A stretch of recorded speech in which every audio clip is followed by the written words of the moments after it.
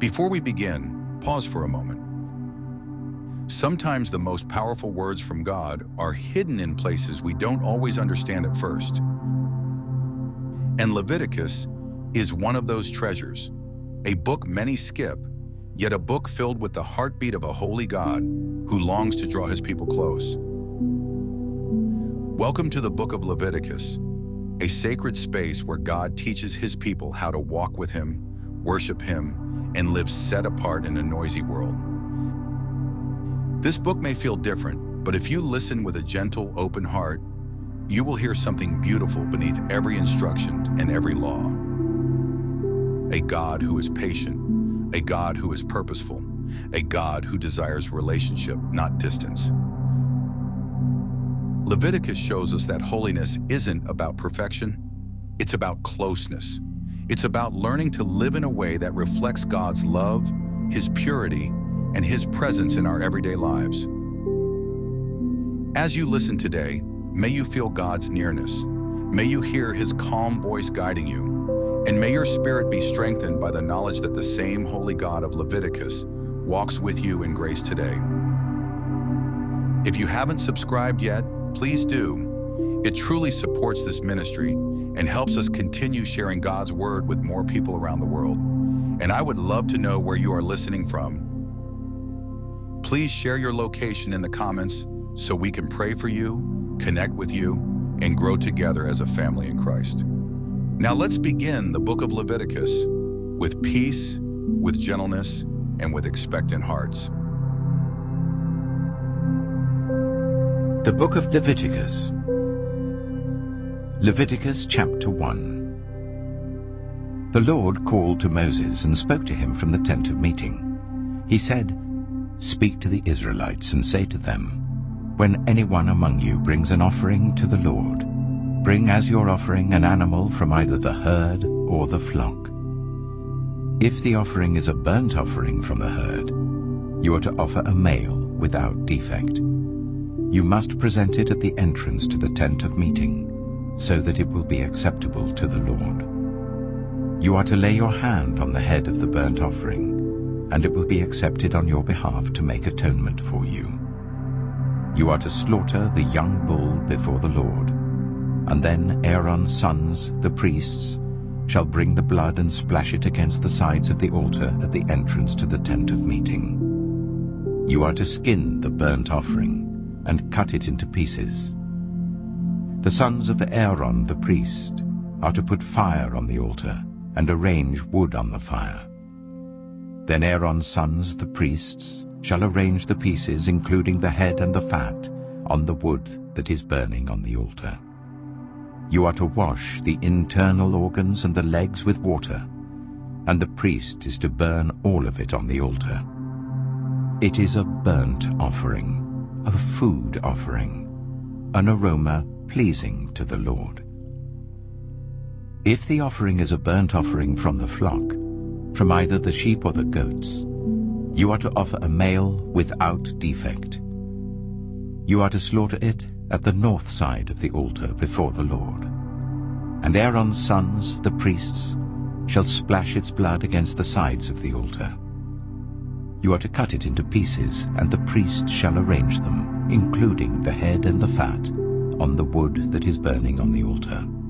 You are to wash the internal organs and the legs with water, and the priest is to bring all of them and burn them on the altar. It is a burnt offering, a food offering, an aroma pleasing to the Lord. If the offering to the Lord is a burnt offering of birds, you are to offer a dove or a young pigeon. The priest shall bring it to the altar, wring off the head and burn it on the altar. Its blood shall be drained out on the side of the altar. He is to remove the crop and the feathers and throw them down east of the altar where the ashes are. He shall tear it open by the wings, not dividing it completely, and then the priest shall burn it on the wood that is burning on the altar. It is a burnt offering, a food offering, an aroma pleasing to the Lord. Leviticus chapter 2. When anyone brings a grain offering to the Lord, Their offering is to be of the finest flour.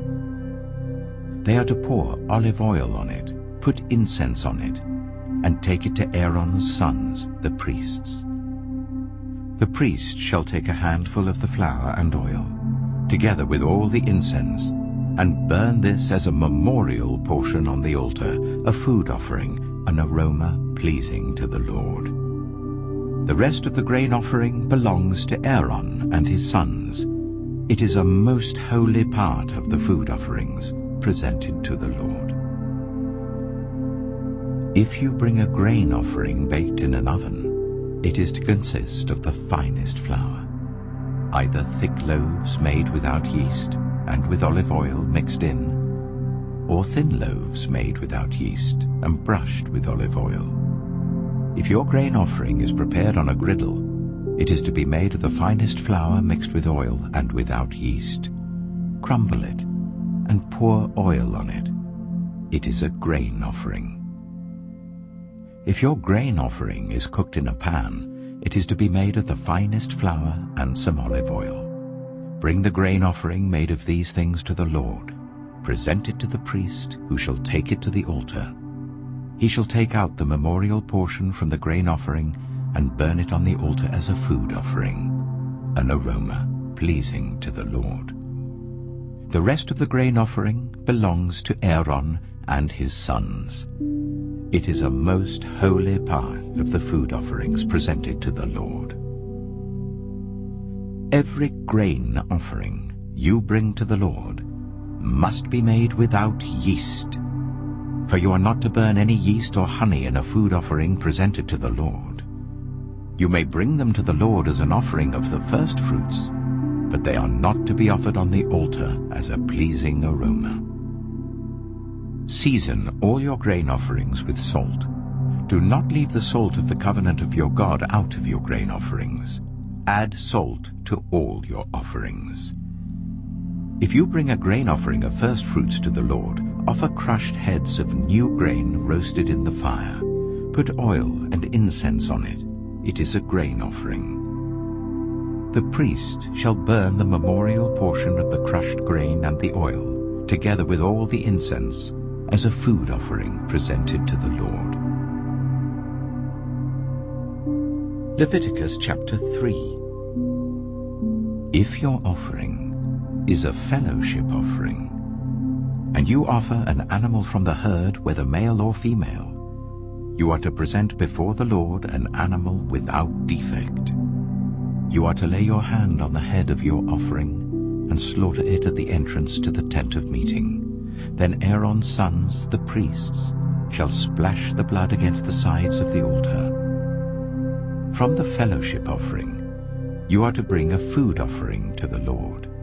The internal organs and all the fat that is connected to them, both kidneys with the fat on them near the loins, and the long lobe of the liver, which you will remove with the kidneys. Then Aaron's sons are to burn it on the altar, on top of the burnt offering that is lying on the burning wood. It is a food offering, an aroma pleasing to the Lord. If you offer an animal from the flock as a fellowship offering to the Lord, you are to offer a male or female without defect. If you offer a lamb, you are to present it before the Lord. Lay your hand on its head and slaughter it in front of the tent of meeting. Then Aaron's sons shall splash its blood against the sides of the altar. From the fellowship offering, you are to bring a food offering to the Lord. Its fat, the entire fat tail cut off close to the backbone, the internal organs and all the fat that is connected to them, both kidneys with the fat on them near the loins, and the long lobe of the liver, which you will remove with the kidneys. The priest shall burn them on the altar as a food offering presented to the Lord. If your offering is a goat, you are to present it before the Lord. Lay your hand on its head and slaughter it in front of the tent of meeting. Then Aaron's sons shall splash its blood against the sides of the altar. From what you offer, you are to present this food offering to the Lord. the internal organs and all the fat that is connected to them, both kidneys with the fat on them near the loins, and the long lobe of the liver, which you will remove with the kidneys. The priest shall burn them on the altar as a food offering, a pleasing aroma. All the fat is the Lord's. This is a lasting ordinance for the generations to come wherever you live. You must not eat any fat or any blood. Leviticus chapter 4. The Lord said to Moses, "Say to the Israelites, when anyone sins unintentionally and does what is forbidden in any of the Lord's commands, if the anointed priest sins, bringing guilt on the people, he must bring to the Lord a young bull without defect as a sin offering for the sin he has committed. He is to present the bull at the entrance to the tent of meeting before the Lord. He is to lay his hand on its head and slaughter it there before the Lord. Then the anointed priest shall take some of the bull's blood and carry it to the tent of meeting. He is to dip his finger into the blood and sprinkle some of it 7 times before the Lord in front of the curtain of the sanctuary. The priest shall then put some of the blood on the horns of the altar of fragrant incense that is before the Lord in the tent of meeting. The rest of the bull's blood he shall pour out at the base of the altar of burnt offering at the entrance to the tent of meeting. He shall remove all the fat from the bull of the sin offering, all the fat that is connected to the internal organs, both kidneys with the fat on them near the loins, and the long lobe of the liver, which he will remove with the kidneys, just as the fat is removed from the ox sacrificed as a fellowship offering. Then the priest shall burn them on the altar of burnt offering. But the hide of the bull and all its flesh, as well as the head and legs, the internal organs and the intestines, that is all the rest of the bull, he must take outside the camp to a place ceremonially clean, where the ashes are thrown, and burn it there in a wood fire on the ash heap. If the whole Israelite community sins unintentionally, and does what is forbidden in any of the Lord's commands, even though the community is unaware of the matter, when they realize their guilt and the sin they committed becomes known, the assembly must bring a young bull as a sin offering and present it before the tent of meeting. The elders of the community are to lay their hands on the bull's head before the Lord, and the bull shall be slaughtered before the Lord. Then the anointed priest is to take some of the bull's blood into the tent of meeting. He shall dip his finger into the blood and sprinkle it before the Lord 7 times in front of the curtain. He is to put some of the blood on the horns of the altar that is before the Lord in the tent of meeting. The rest of the blood he shall pour out at the base of the altar of burnt offering at the entrance to the tent of meeting. He shall remove all the fat from it and burn it on the altar, and do with this bull just as he did with the bull for the sin offering. In this way the priest will make atonement for the community, and they will be forgiven. Then he shall take the bull outside the camp and burn it as he burned the first bull. This is the sin offering for the community.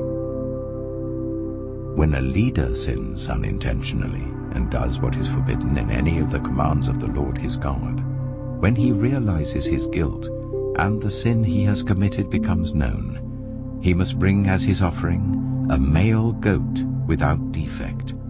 He is to lay his hand on the goat's head and slaughter it at the place where the burnt offering is slaughtered before the Lord. It is a sin offering. Then the priest shall take some of the blood of the sin offering with his finger, and put it on the horns of the altar of burnt offering, and pour out the rest of the blood at the base of the altar. He shall burn all the fat on the altar as he burned the fat of the fellowship offering. In this way the priest will make atonement for the leader's sin, and he will be forgiven. If any member of the community sins unintentionally and does what is forbidden in any of the Lord's commands, when they realize their guilt and the sin they have committed becomes known, they must bring as their offering for the sin they committed a female goat without defect. They are to lay their hand on the head of the sin offering and slaughter it at the place of the burnt offering. Then the priest is to take some of the blood with his finger and put it on the horns of the altar of burnt offering and pour out the rest of the blood at the base of the altar. They shall remove all the fat, just as the fat is removed from the fellowship offering, and the priest shall burn it on the altar as an aroma, pleasing to the Lord. In this way, the priest will make atonement for them, and they will be forgiven. If someone brings a lamb as their sin offering, they are to bring a female without defect. They are to lay their hand on its head and slaughter it for a sin offering at the place where the burnt offering is slaughtered. Then the priest shall take some of the blood of the sin offering with his finger and put it on the horns of the altar of burnt offering and pour out the rest of the blood at the base of the altar. They shall remove all the fat, just as the fat is removed from the lamb of the fellowship offering, and the priest shall burn it on the altar on top of the food offerings presented to the Lord. In this way, the priest will make atonement for them for the sin they have committed, and they will be forgiven. Leviticus chapter 5. If anyone sins because they do not speak up when they hear a public charge to testify regarding something they have seen or learned about, they will be held responsible. If anyone becomes aware that they are guilty, if they unwittingly touch anything ceremonially unclean, whether the carcass of an unclean animal, wild or domestic, or of any unclean creature that moves along the ground, and they are unaware that they have become unclean, but then they come to realize their guilt, or if they touch human uncleanness, anything that would make them unclean, even though they are unaware of it, but then they learn of it and realize their guilt. Or if anyone thoughtlessly takes an oath to do anything, whether good or evil, in any matter one might carelessly swear about, even though they are unaware of it, but then they learn of it and realize their guilt. When anyone becomes aware that they are guilty in any of these matters, they must confess in what way they have sinned. As a penalty for the sin they have committed, they must bring to the Lord a female lamb or goat from the flock as a sin offering, and the priest shall make atonement for them for their sin. Anyone who cannot afford a lamb is to bring 2 doves or 2 young pigeons to the Lord as a penalty for their sin, one for a sin offering and the other for a burnt offering. They are to bring them to the priest, who shall first offer the one for the sin offering. He is to wring its head from its neck, not dividing it completely, and is to splash some of the blood of the sin offering against the side of the altar. The rest of the blood must be drained out at the base of the altar. It is a sin offering. The priest shall then offer the other as a burnt offering in the prescribed way, and make atonement for them for the sin they have committed, and they will be forgiven. If, however, they cannot afford 2 doves or 2 young pigeons, they are to bring as an offering for their sin 1/10 of an ephah of the finest flour for a sin offering. They must not put olive oil or incense on it, because it is a sin offering. They are to bring it to the priest, who shall take a handful of it as a memorial portion and burn it on the altar on top of the food offerings presented to the Lord. It is a sin offering. In this way, the priest will make atonement for them for any of these sins they have committed, and they will be forgiven. The rest of the offering will belong to the priest, as in the case of the grain offering.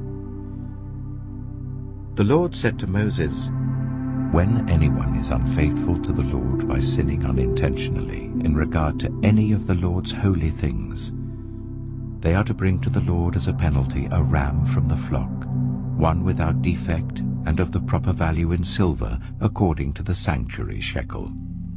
It is a guilt offering. They must make restitution for what they have failed to do in regard to the holy things, pay an additional penalty of 1/5 of its value, and give it all to the priest. The priest will make atonement for them with the ram as a guilt offering, and they will be forgiven. If anyone sins and does what is forbidden in any of the Lord's commands, even though they do not know it, they are guilty and will be held responsible. They are to bring to the priest as a guilt offering a ram from the flock, one without defect and of the proper value. In this way the priest will make atonement for them for the wrong they have committed unintentionally, and they will be forgiven.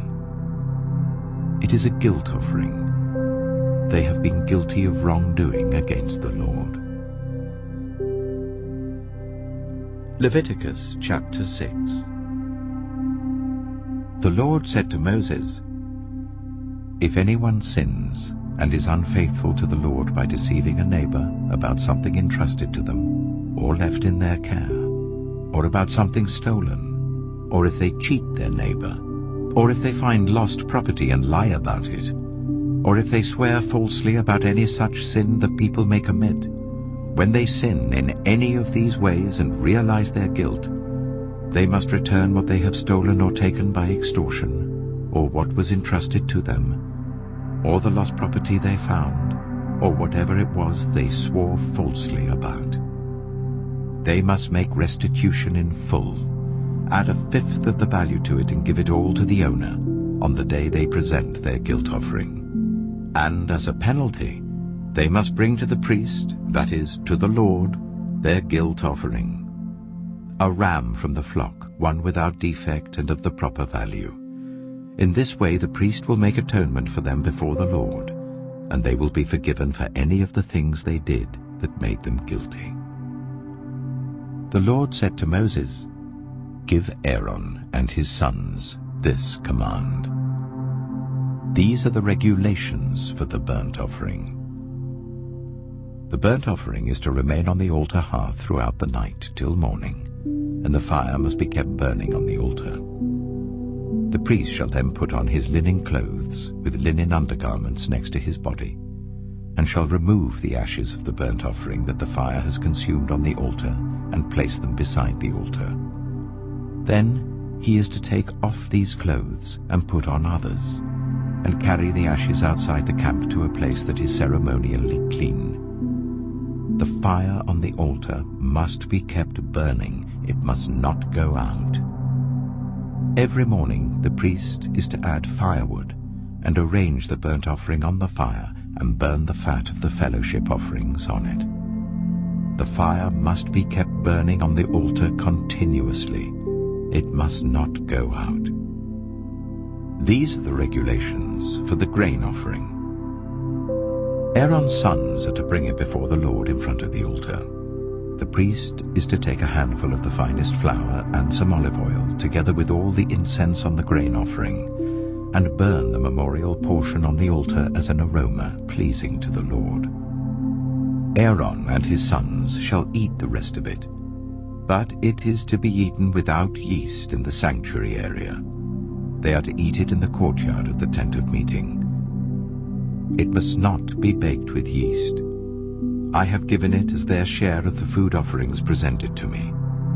Like the sin offering and the guilt offering, it is most holy. Any male descendant of Aaron may eat it. For all generations to come, it is his perpetual share of the food offerings presented to the Lord. Whatever touches it will become holy. The Lord also said to Moses, "This is the offering Aaron and his sons are to bring to the Lord on the day he is anointed. 1/10 of an ephah of the finest flour as a regular grain offering, half of it in the morning and half in the evening. It must be prepared with oil on a griddle. Bring it well mixed and present the grain offering, broken in pieces as an aroma pleasing to the Lord. The son who is to succeed him as an anointed priest shall prepare it. It is the Lord's perpetual share and is to be burned completely. Every grain offering of a priest shall be burned completely. It must not be eaten. The Lord said to Moses, "Say to Aaron and his sons, these are the regulations for the sin offering. The sin offering is to be slaughtered before the Lord in the place where the burnt offering is slaughtered. It is most holy. The priest who offers it shall eat it. It is to be eaten in the sanctuary area, in the courtyard of the tent of meeting. Whatever touches any of the flesh will become holy, and if any of the blood is spattered on a garment, you must wash it in the sanctuary area. The clay pot that the meat is cooked in must be broken, but if it is cooked in a bronze pot, the pot is to be scoured and rinsed with water. Any male in a priest's family may eat it. It is most holy. But any sin offering whose blood is brought into the tent of meeting to make atonement in the holy place must not be eaten. It must be burned."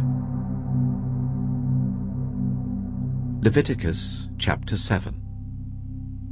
These are the regulations for the guilt offering, which is most holy. The guilt offering is to be slaughtered in the place where the burnt offering is slaughtered, and its blood is to be splashed against the sides of the altar. All its fat shall be offered, the fat tail and the fat that covers the internal organs, both kidneys with the fat on them near the loins, and the long lobe of the liver, which is to be removed with the kidneys. The priest shall burn them on the altar as a food offering presented to the Lord. It is a guilt offering. Any male in a priest's family may eat it, but it must be eaten in the sanctuary area. It is most holy. The same law applies to both the sin offering and the guilt offering. They belong to the priest, who makes atonement with them. The priest who offers a burnt offering for anyone may keep its hide for himself. Every grain offering baked in an oven or cooked in a pan or on a griddle belongs to the priest who offers it, and every grain offering, whether mixed with olive oil or dry, belongs equally to all the sons of Aaron. These are the regulations for the fellowship offering anyone may present to the Lord.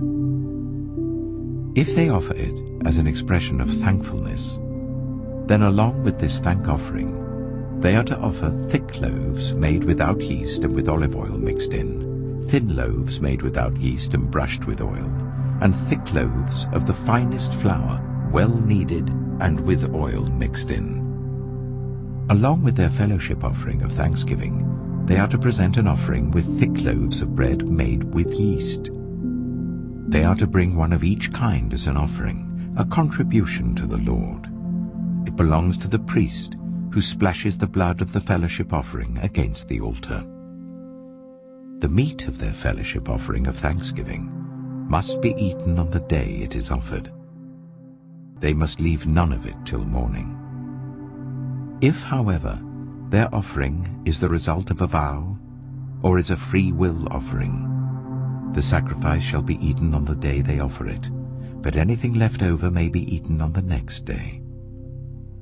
Any meat of the sacrifice left over till the third day must be burned.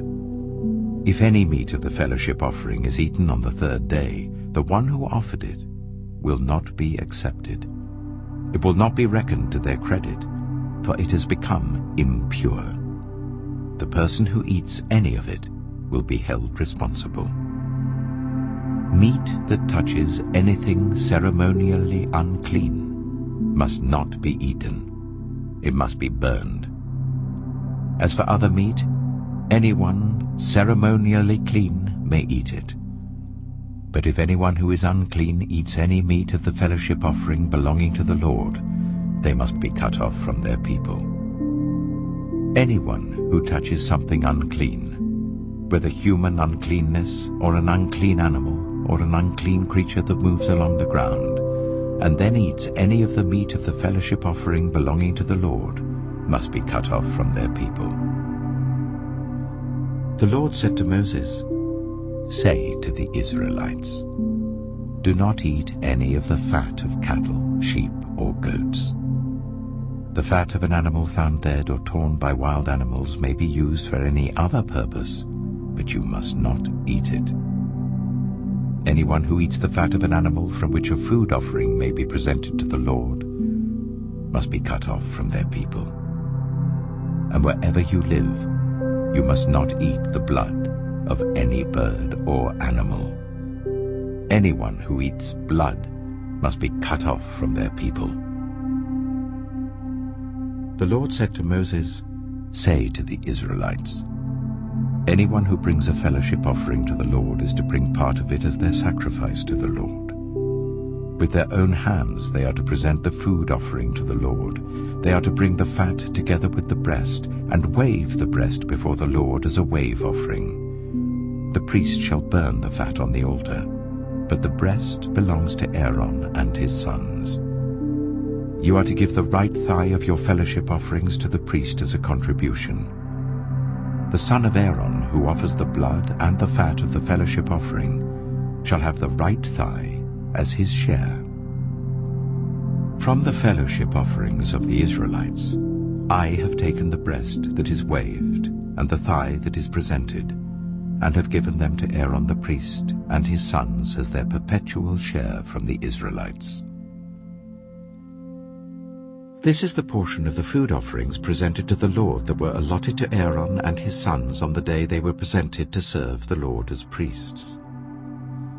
On the day they were anointed, the Lord commanded that the Israelites give this to them as their perpetual share for the generations to come.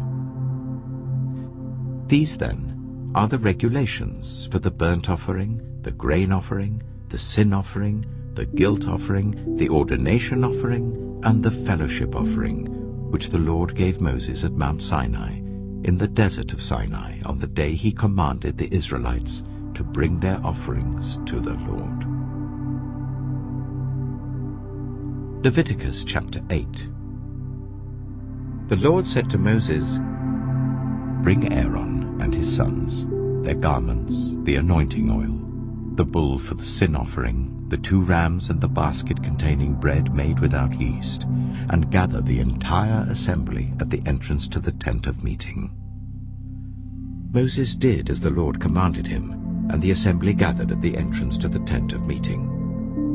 Moses said to the assembly, "This is what the Lord has commanded to be done." Then Moses brought Aaron and his sons forward and washed them with water. He put the tunic on Aaron, tied the sash around him, clothed him with the robe, and put the ephod on him. He also fastened the ephod with a decorative waistband which he tied round him.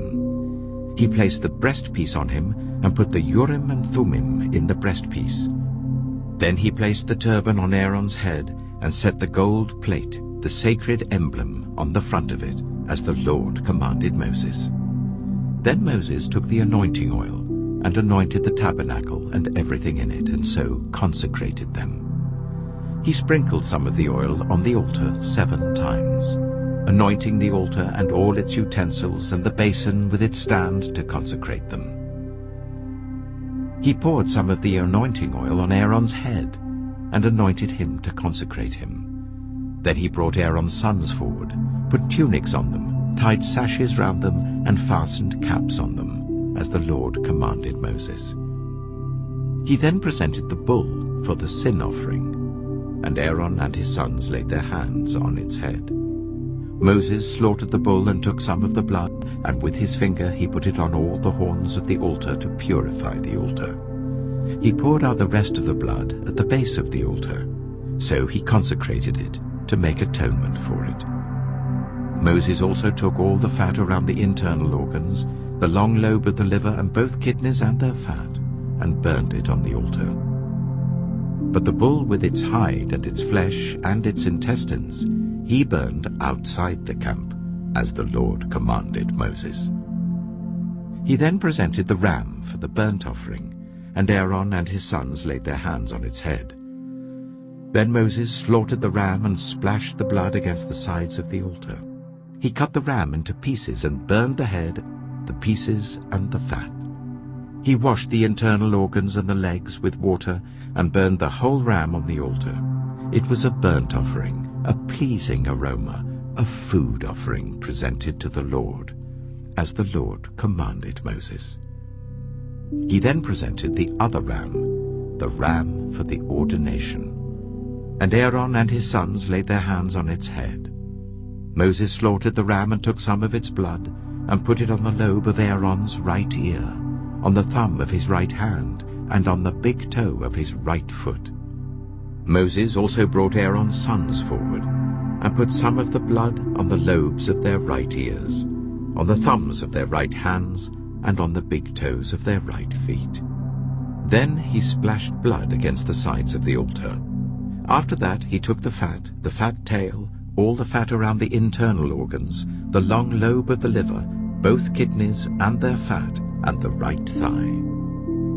And from the basket of bread made without yeast, which was before the Lord, he took one thick loaf with olive oil mixed in, and one thin loaf, and he put these on the fat portions and on the right thigh. He put all these in the hands of Aaron and his sons, and they waved them before the Lord as a wave offering.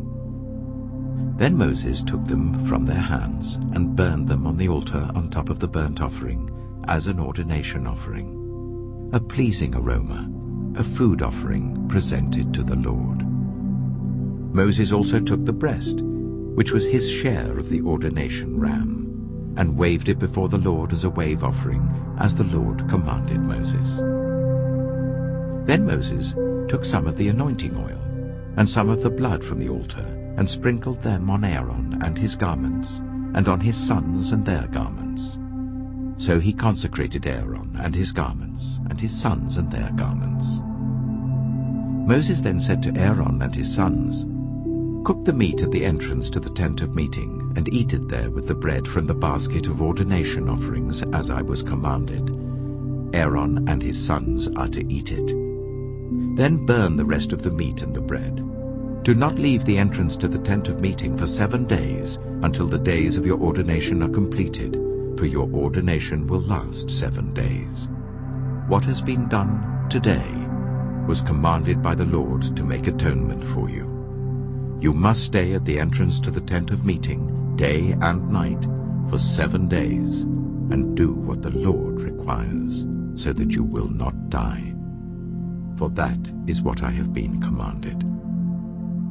So Aaron and his sons did everything the Lord commanded through Moses. Leviticus chapter 9. On the 8th day, Moses summoned Aaron and his sons and the elders of Israel. He said to Aaron, "Take a bull calf for your sin offering, and a ram for your burnt offering, both without defect, and present them before the Lord. Then say to the Israelites, Take a male goat for a sin offering, a calf and a lamb, both a year old and without defect, for a burnt offering, and an ox and a ram for a fellowship offering to sacrifice before the Lord, together with a grain offering mixed with olive oil. For today the Lord will appear to you." They took the things Moses commanded to the front of the tent of meeting, and the entire assembly came near and stood before the Lord. Then Moses said, "This is what the Lord has commanded you to do, so that the glory of the Lord may appear to you." Moses said to Aaron, "Come to the altar and sacrifice your sin offering and your burnt offering, and make atonement for yourself and the people. Sacrifice the offering that is for the people, and make atonement for them, as the Lord has commanded." So Aaron came to the altar and slaughtered the calf as a sin offering for himself. His sons brought the blood to him, and he dipped his finger into the blood and put it on the horns of the altar. The rest of the blood he poured out at the base of the altar.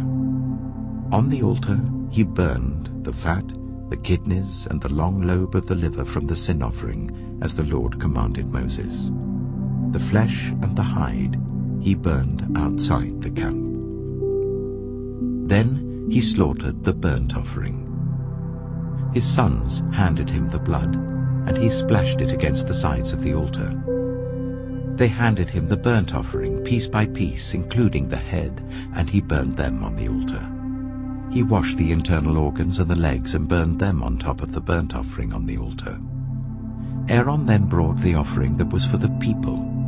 He took the goat for the people's sin offering and slaughtered it and offered it for a sin offering, as he did with the first one. He brought the burnt offering and offered it in the prescribed way.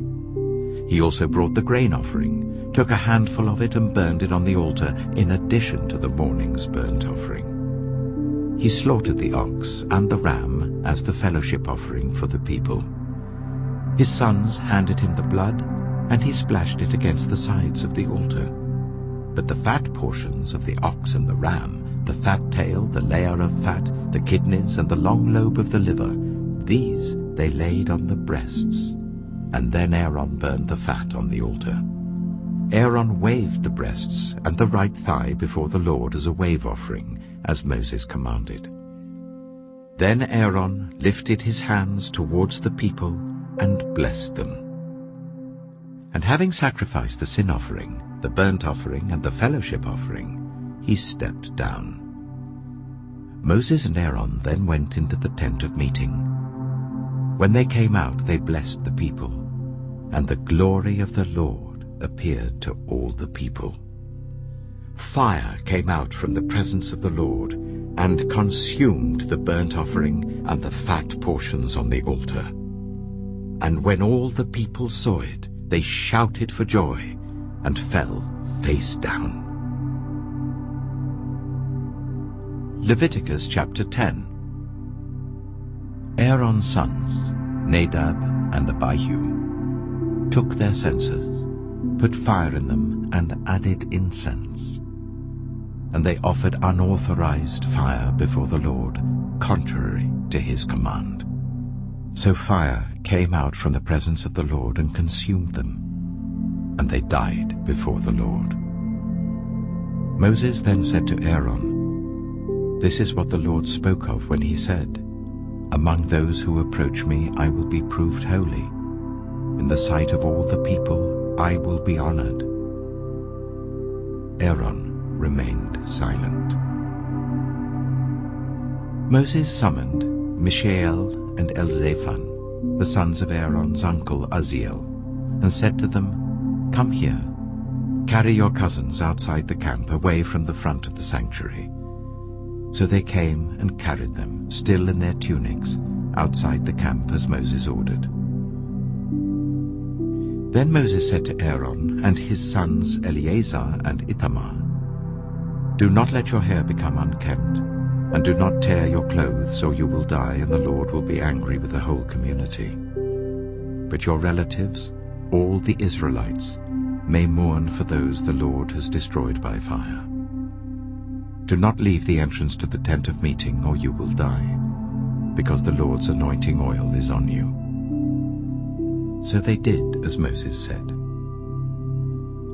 Then the Lord said to Aaron, "You and your sons are not to drink wine or other fermented drink whenever you go into the tent of meeting, or you will die.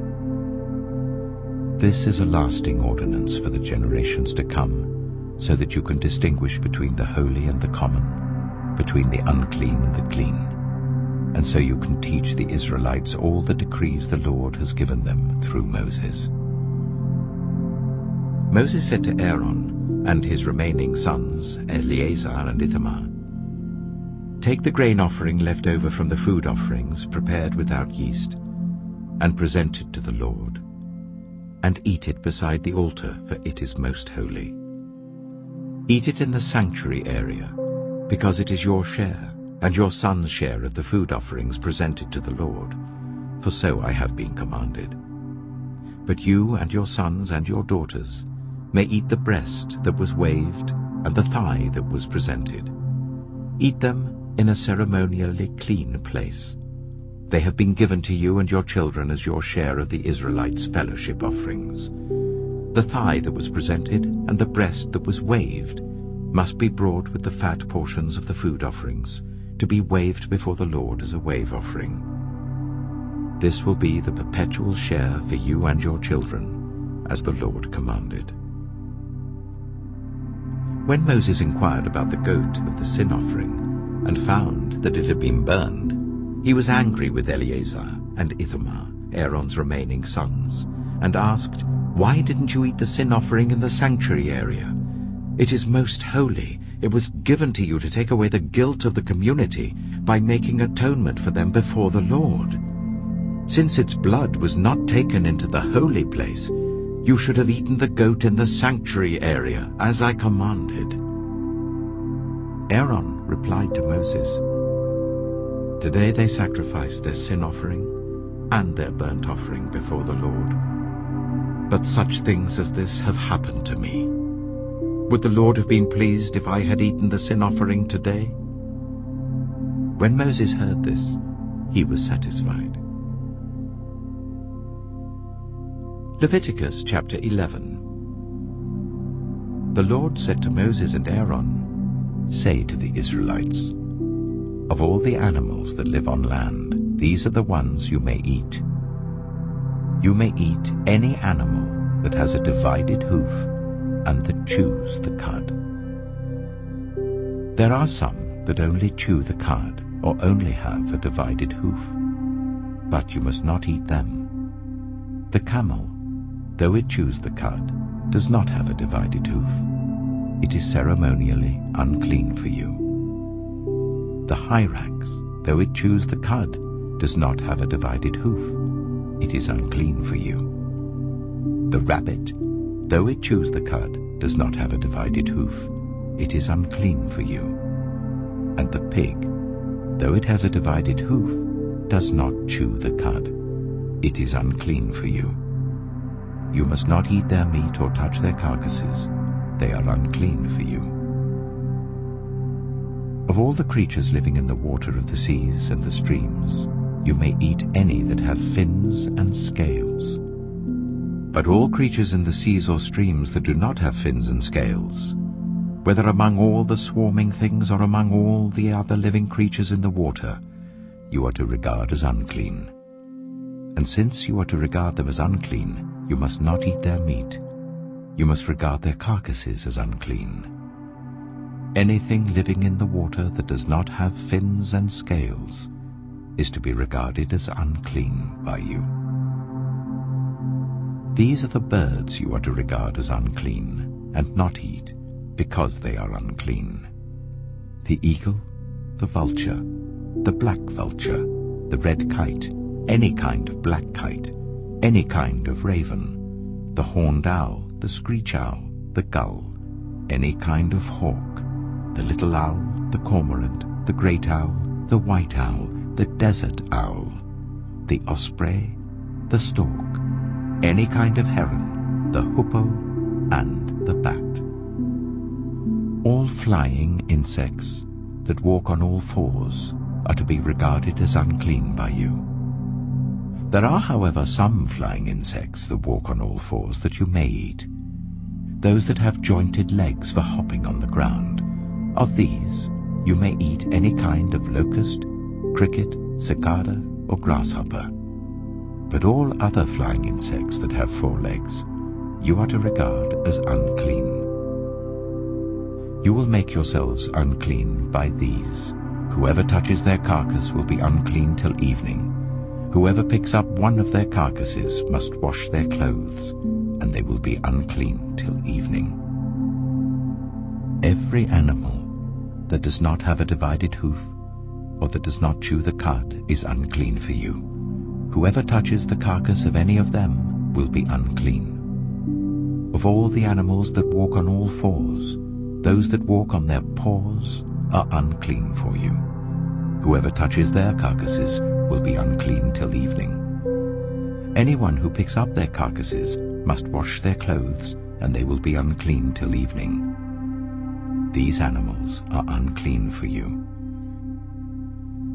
Of the animals that move along the ground, these are unclean for you: the weasel, the rat, any kind of great lizard, the gecko, the monitor lizard, the wall lizard, the skink, and the chameleon. Of all those that move along the ground, these are unclean for you. Whoever touches them when they are dead will be unclean till evening. When one of them dies and falls on something, That article, whatever its use, will be unclean, whether it is made of wood, cloth, hide, or sackcloth. Put it in water. It will be unclean till evening, and then it will be clean. If one of them falls into a clay pot, everything in it will be unclean, and you must break the pot. Any food you are allowed to eat that has come into contact with water from any such pot is unclean, and any liquid that is drunk from such a pot is unclean. Anything that one of their carcasses falls on becomes unclean. An oven or cooking pot must be broken up.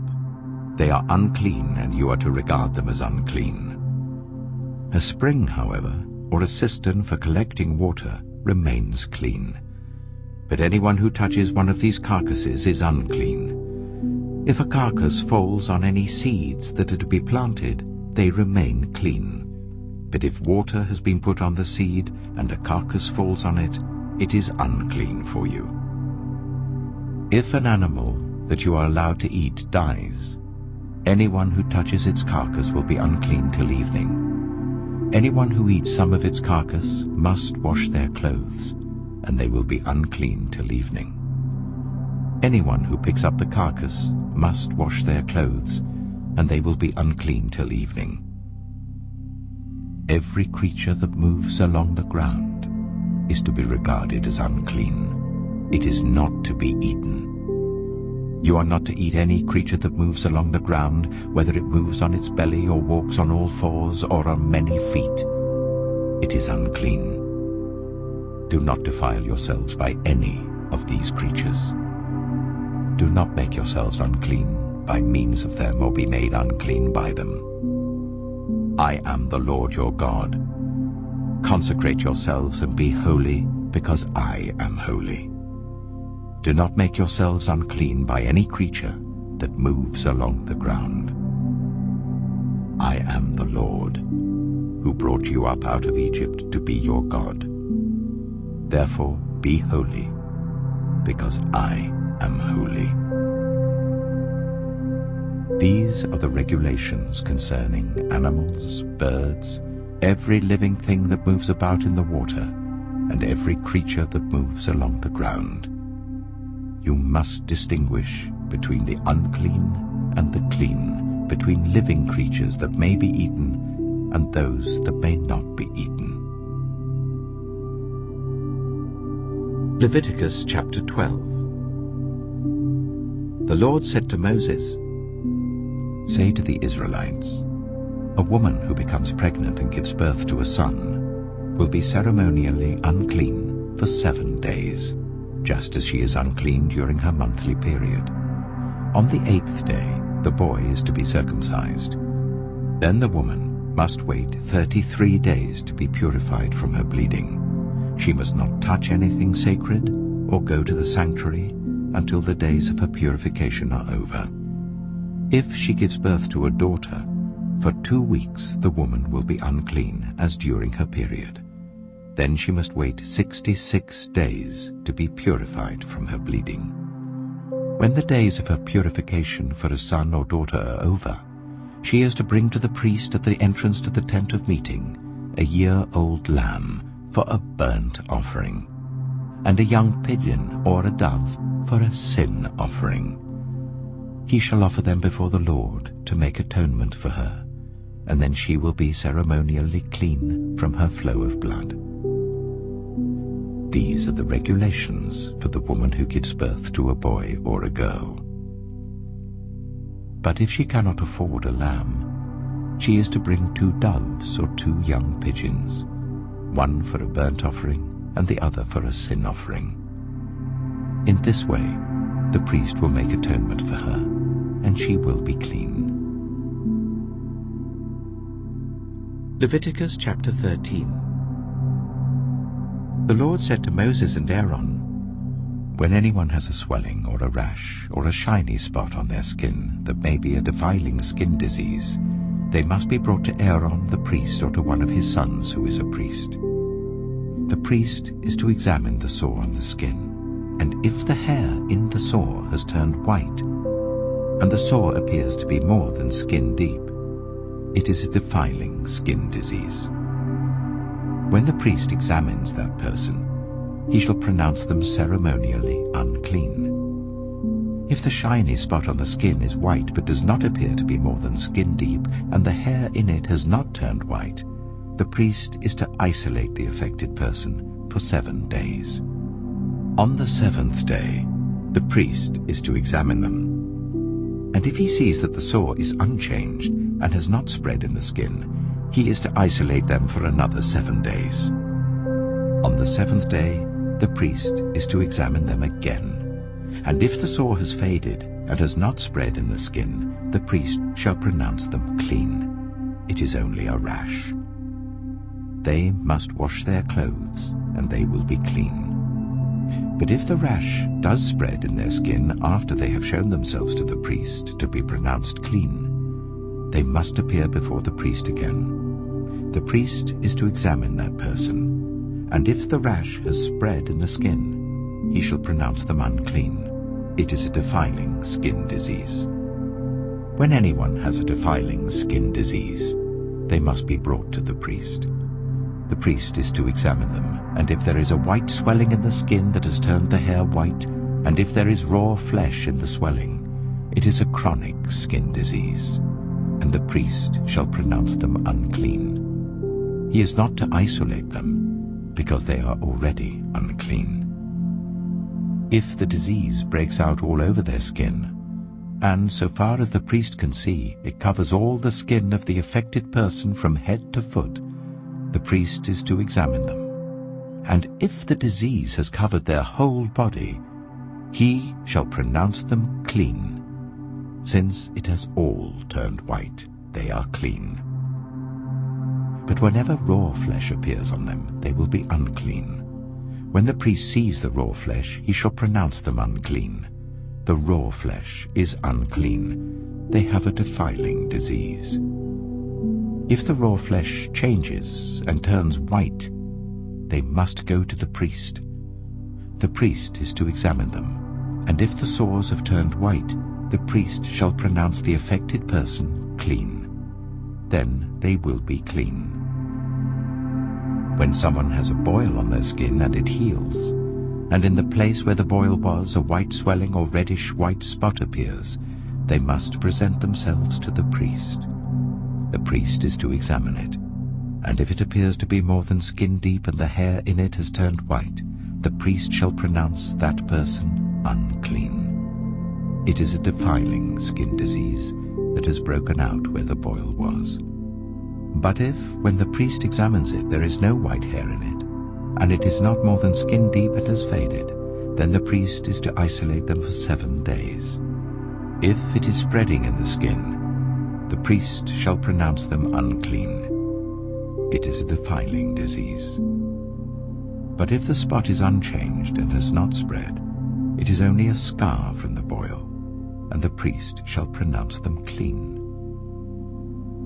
When someone has a burn on their skin, and a reddish-white or white spot appears in the raw flesh of the burn, the priest is to examine the spot, and if the hair in it has turned white, and it appears to be more than skin deep, it is a defiling disease that has broken out in the burn. The priest shall pronounce them unclean. It is a defiling skin disease. But if the priest examines it, and there is no white hair in the spot, and if it is not more than skin deep and has faded, then the priest is to isolate them for 7 days. On the 7th day, the priest is to examine that person. And if it is spreading in the skin, the priest shall pronounce them unclean. It is a defiling skin disease. If, however, the spot is unchanged, and has not spread in the skin but has faded, it is a swelling from the burn, and the priest shall pronounce them clean. It is only a scar from the burn. If a man or woman has a sore on their head or chin, the priest is to examine the sore, and if it appears to be more than skin deep and the hair in it is yellow and thin, the priest shall pronounce them unclean. It is a defiling skin disease on the head or chin. But if, when the priest examines the sore, it does not seem to be more than skin deep, and there is no black hair in it, then the priest is to isolate the affected person for 7 days. On the 7th day, the priest is to examine the sore, and if it has not spread, and there is no yellow hair in it, and it does not appear to be more than skin deep, then the man or woman must shave themselves, except for the affected area, and the priest is to keep them isolated another 7 days. On the 7th day, the priest is to examine the sore, and if it has not spread in the skin and appears to be no more than skin deep, the priest shall pronounce them clean. They must wash their clothes, and they will be clean. But if the sore does spread in the skin after they are pronounced clean, the priest is to examine them, and if he finds that the sore has spread in the skin, he does not need to look for yellow hair. They are unclean. If, however, the sore is unchanged so far as the priest can see, and if black hair has grown in it, the affected person is healed. They are clean, and the priest shall pronounce them clean. When a man or woman has white spots on the skin, the priest is to examine them, and if the spots are dull white, it is a harmless rash that has broken out on the skin. They are clean. A man who has lost his hair and is bald is clean. If he has lost his hair from the front of his scalp and has a bald forehead, he is clean. But if he has a reddish-white sore on his bald head or forehead, it is a defiling disease breaking out on his head or forehead. The priest is to examine him, and if the swollen sore on his head or forehead is reddish-white like a defiling skin disease, the man is diseased and is unclean. The priest shall pronounce him unclean because of the sore on his head. Anyone with such a defiling disease must wear torn clothes, let their hair be unkempt, cover the lower part of their face, and cry out, "Unclean, unclean." As long as they have the disease, they remain unclean. They must live alone. They must live outside the camp.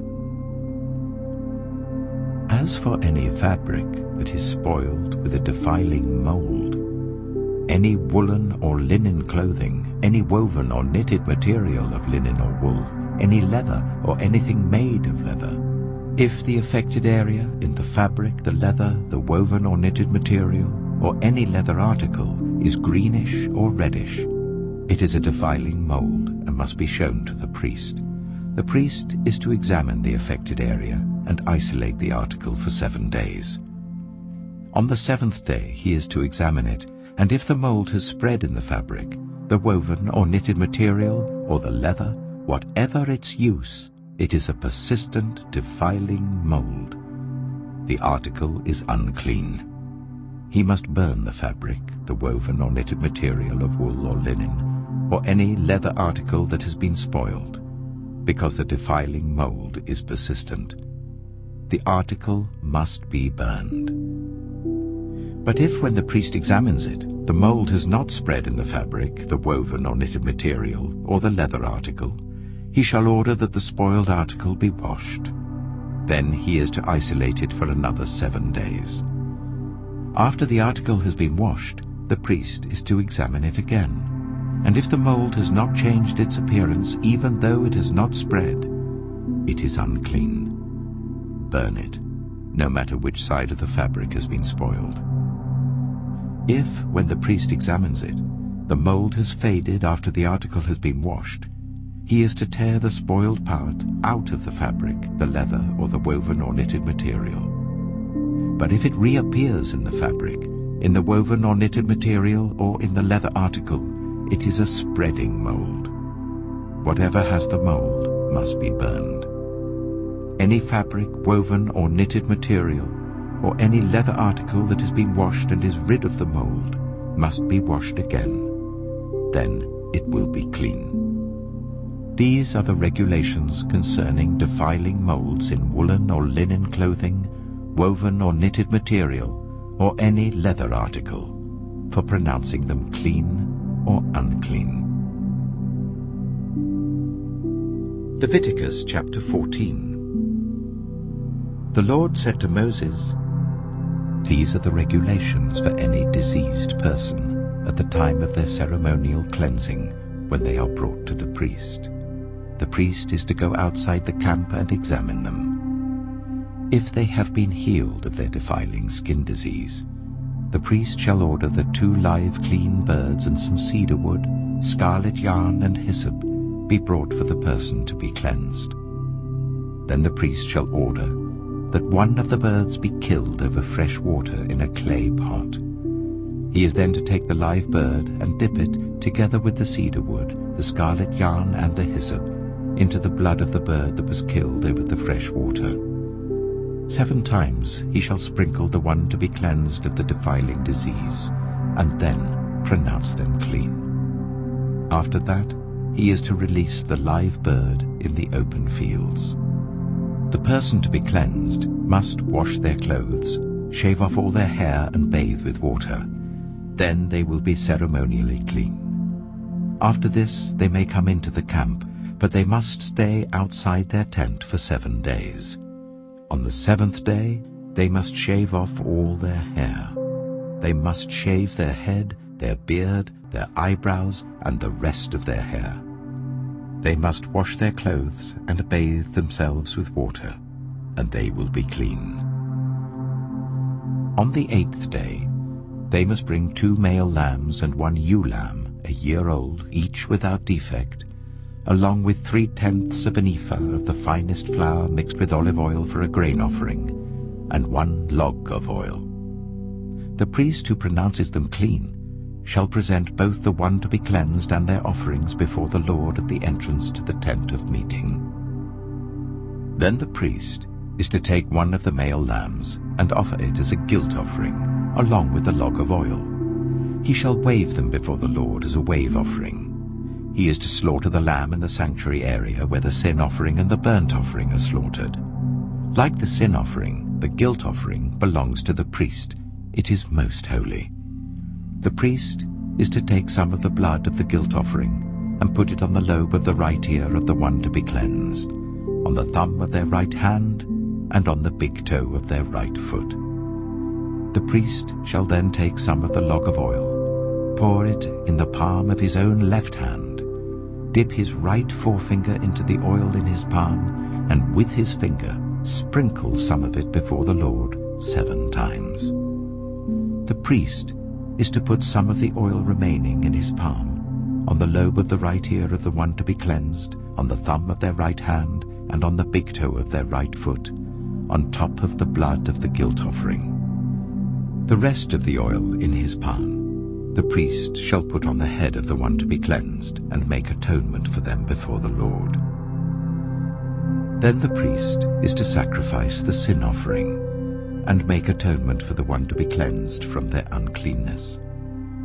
After that, the priest shall slaughter the burnt offering, and offer it on the altar, together with the grain offering, and make atonement for them, and they will be clean. If, however, they are poor, and cannot afford these, they must take 1 male lamb as a guilt offering, to be waved to make atonement for them, together with 1/10 of an ephah of the finest flour mixed with olive oil for a grain offering, a log of oil, and 2 doves or 2 young pigeons, such as they can afford, 1 for a sin offering and the other for a burnt offering. On the 8th day they must bring them for their cleansing to the priest at the entrance to the tent of meeting before the Lord. The priest is to take the lamb for the guilt offering together with the log of oil, and wave them before the Lord as a wave offering. He shall slaughter the lamb for the guilt offering, and take some of its blood and put it on the lobe of the right ear of the one to be cleansed, on the thumb of their right hand, and on the big toe of their right foot. The priest is to pour some of the oil into the palm of his own left hand, and with his right forefinger sprinkle some of the oil from his palm 7 times before the Lord.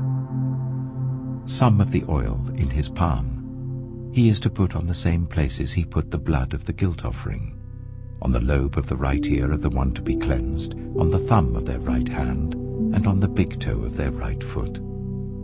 The rest of the oil in his palm the priest shall put on the head of the one to be cleansed to make atonement for them before the Lord. Then he shall sacrifice the doves or the young pigeons, such as the person can afford, one as a sin offering and the other as a burnt offering, together with the grain offering. In this way the priest will make atonement before the Lord on behalf of the one to be cleansed.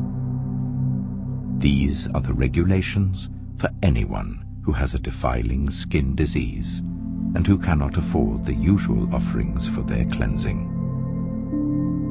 The Lord said to Moses and Aaron, "When you enter the land of Canaan, which I am giving you as your possession, and I put a spreading mold in a house in that land, the owner of the house must go and tell the priest, 'I have seen something that looks like a defiling mold in my house.' The priest is to order the house to be emptied before he goes in to examine the mold, so that nothing in the house will be pronounced unclean. After this, the priest is to go in and inspect the house. He is to examine the mold on the walls, and if it has greenish or reddish depressions that appear to be deeper than the surface of the wall, the priest shall go out of the doorway of the house and close it up for 7 days. On the 7th day, the priest shall return to inspect the house. If the mold has spread on the walls, he is to order that the contaminated stones be torn out and thrown into an unclean place outside the town. He must have all the inside walls of the house scraped, and the material that is scraped off dumped into an unclean place outside the town. Then they are to take other stones to replace these, and to take new clay and plaster the house. If the defiling mold reappears in the house after the stones have been torn out and the house scraped and plastered, the priest is to go and examine it. And if the mold has spread in the house, it is a persistent defiling mold. The house is unclean. It must be torn down, its stones, timbers, and all the plaster, and taken out of the town to an unclean place. Anyone who goes into the house while it is closed up will be unclean till evening. Anyone who sleeps or eats in the house must wash their clothes. But if the priest comes to examine it and the mold has not spread after the house has been plastered, he shall pronounce the house clean because the defiling mold is gone. To purify the house, he is to take 2 birds and some cedar wood, scarlet yarn, and hyssop. He shall kill one of the birds over fresh water in a clay pot. Then he is to take the cedar wood, the hyssop, the scarlet yarn, and the live bird, dip them into the blood of the dead bird and the fresh water, and sprinkle the house 7 times. He shall purify the house with the bird's blood, the fresh water, the live bird, the cedar wood, the hyssop, and the scarlet yarn. Then he is to release the live bird in the open fields outside the town. In this way he will make atonement for the house, and it will be clean. These are the regulations for any defiling skin disease, for a sore, for defiling molds in fabric or in a house, and for a swelling, a rash, or a shiny spot, to determine when something is clean or unclean. These are the regulations for defiling skin diseases and defiling molds. Leviticus chapter 15.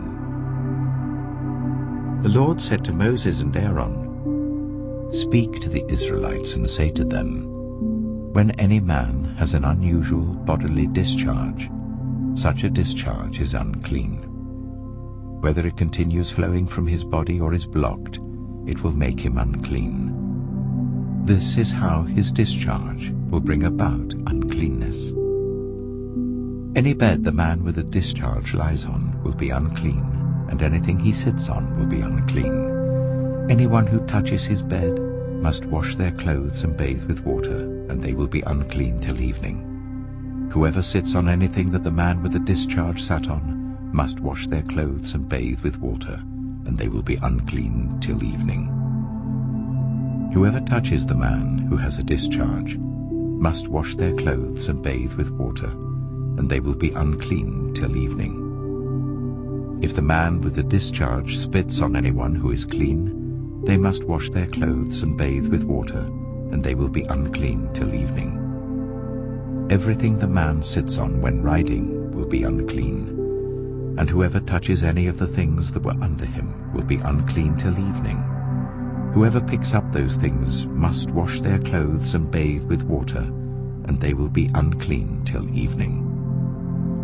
Anyone the man with a discharge touches without rinsing his hands with water must wash their clothes and bathe with water, and they will be unclean till evening.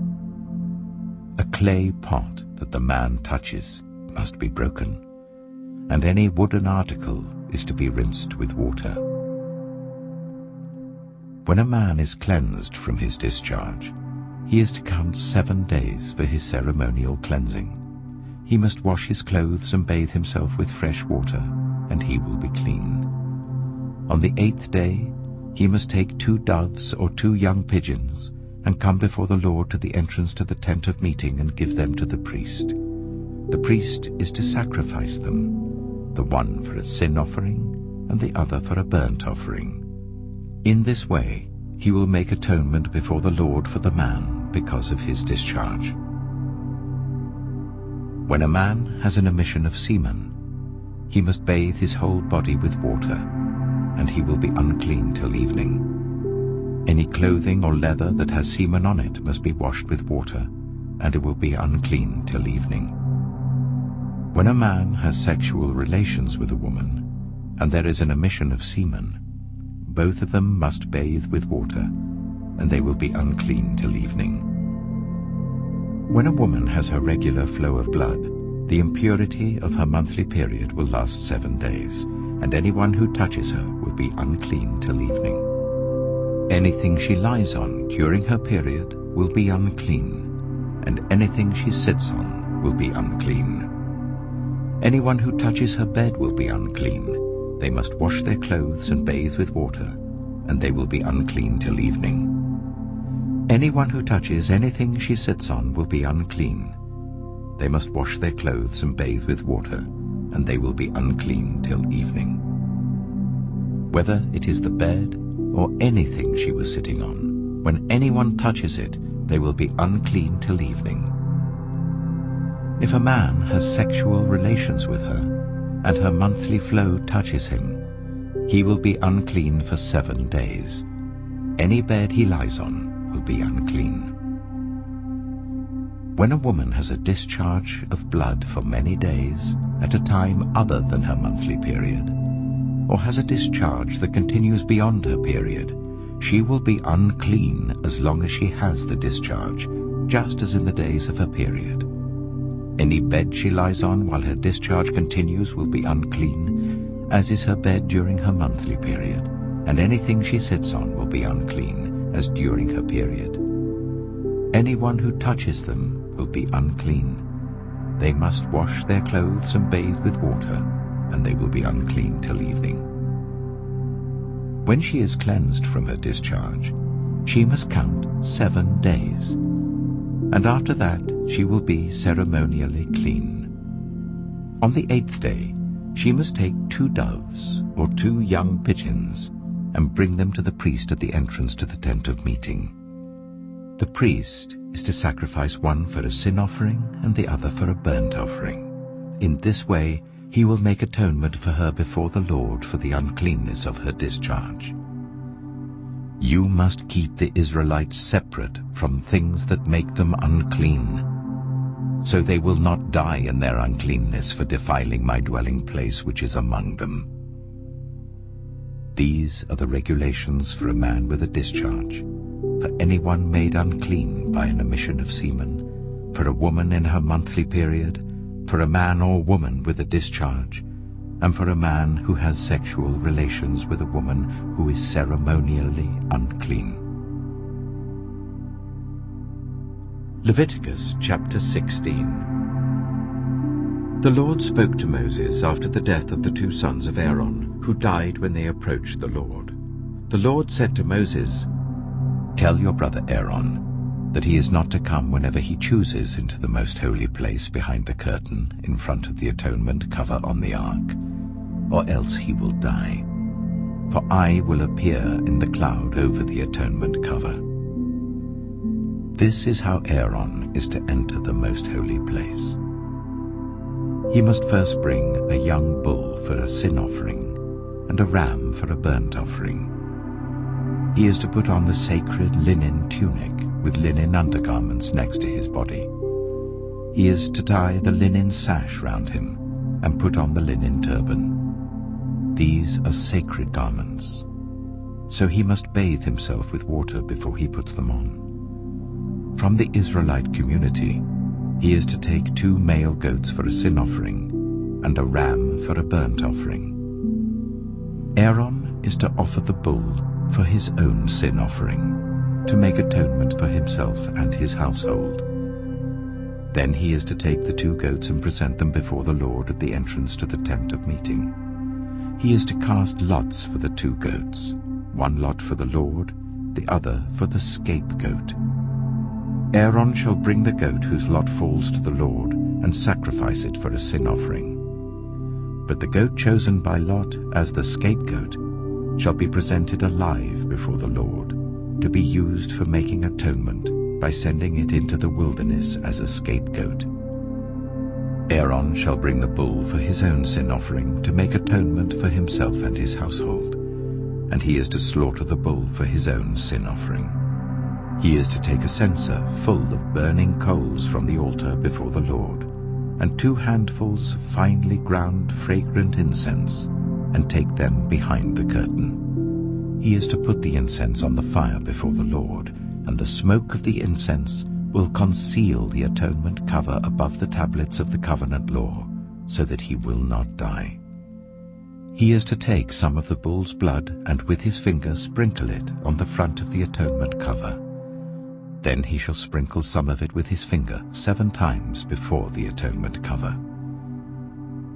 He shall then slaughter the goat for the sin offering for the people, and take its blood behind the curtain and do with it as he did with the bull's blood. He shall sprinkle it on the atonement cover and in front of it. In this way he will make atonement for the most holy place because of the uncleanness and rebellion of the Israelites, whatever their sins have been. He is to do the same for the tent of meeting, which is among them in the midst of their uncleanness. No one is to be in the tent of meeting from the time Aaron goes in to make atonement in the most holy place until he comes out, having made atonement for himself, his household, and the whole community of Israel. Then he shall come out to the altar that is before the Lord and make atonement for it. He shall take some of the bull's blood and some of the goat's blood and put it on all the horns of the altar. He shall sprinkle some of the blood on it with his finger 7 times to cleanse it and consecrate it from the uncleanness of the Israelites. When Aaron has finished making atonement for the most holy place, the tent of meeting and the altar, he shall bring forward the live goat. He is to lay both hands on the head of the live goat and confess over it all the wickedness and rebellion of the Israelites, all their sins, and put them on the goat's head. He shall send the goat away into the wilderness in the care of someone appointed for the task. The goat will carry on itself all their sins to a remote place, and the man shall release it in the wilderness. Then Aaron is to go into the tent of meeting and take off the linen garments he put on before he entered the most holy place, and he is to leave them there. He shall bathe himself with water in the sanctuary area and put on his ordinary garments. Then he shall come out and sacrifice the burnt offering for himself and the burnt offering for the people, to make atonement for himself and the people. He shall also burn the fat of the sin offering on the altar. The man who releases the goat as a scapegoat must wash his clothes and bathe himself with water. Afterwards he may come into the camp. The bull and the goat for the sin offerings, whose blood was brought into the most holy place to make atonement, must be taken outside the camp. Their hides, flesh, and intestines are to be burned. The man who burns them must wash his clothes and bathe himself with water. Afterwards he may come into the camp. This is to be a lasting ordinance for you. On the 10th day of the 7th month you must deny yourselves and not do any work, whether native-born or a foreigner residing among you, because on this day atonement will be made for you to cleanse you. Then before the Lord you will be clean from all your sins. It is a day of Sabbath rest, and you must deny yourselves. It is a lasting ordinance. The priest who is anointed and ordained to succeed his father as high priest is to make atonement. He is to put on the sacred linen garments and make atonement for the most holy place, for the tent of meeting and the altar, and for the priests and all the members of the community. This is to be a lasting ordinance for you. Atonement is to be made once a year for all the sins of the Israelites. And it was done as the Lord commanded Moses. Leviticus chapter 17. The Lord said to Moses, "Speak to Aaron and his sons, and to all the Israelites, and say to them, This is what the Lord has commanded. Any Israelite who sacrifices an ox, a lamb, or a goat in the camp or outside it, instead of bringing it to the entrance to the tent of meeting to present it as an offering to the Lord in front of the tabernacle of the Lord, that person shall be considered guilty of bloodshed. They have shed blood and must be cut off from their people. This is so that the Israelites will bring to the Lord the sacrifices they are now making in the open fields. They must bring them to the priest, that is, to the Lord, at the entrance to the tent of meeting, and sacrifice them as fellowship offerings. The priest is to splash the blood against the altar of the Lord at the entrance to the tent of meeting, and burn the fat as an aroma pleasing to the Lord. They must no longer offer any of their sacrifices to the goat idols to whom they prostitute themselves. This is to be a lasting ordinance for them and for the generations to come. Say to them, Any Israelite or any foreigner residing among them who offers a burnt offering or sacrifice and does not bring it to the entrance to the tent of meeting to sacrifice it to the Lord must be cut off from the people of Israel. I will set my face against any Israelite or any foreigner residing among them who eats blood, and I will cut them off from the people. For the life of a creature is in the blood, and I have given it to you to make atonement for yourselves on the altar. It is the blood that makes atonement for one's life. Therefore I say to the Israelites, none of you may eat blood, nor may any foreigner residing among you eat blood. Any Israelite or any foreigner residing among you who hunts any animal or bird that may be eaten must drain out the blood and cover it with earth, because the life of every creature is its blood. That is why I have said to the Israelites, you must not eat the blood of any creature, because the life of every creature is its blood. Anyone who eats it must be cut off. Anyone, whether native-born or foreigner, who eats anything found dead or torn by wild animals, must wash their clothes and bathe with water, and they will be ceremonially unclean till evening. Then they will be clean. But if they do not wash their clothes and bathe themselves, they will be held responsible.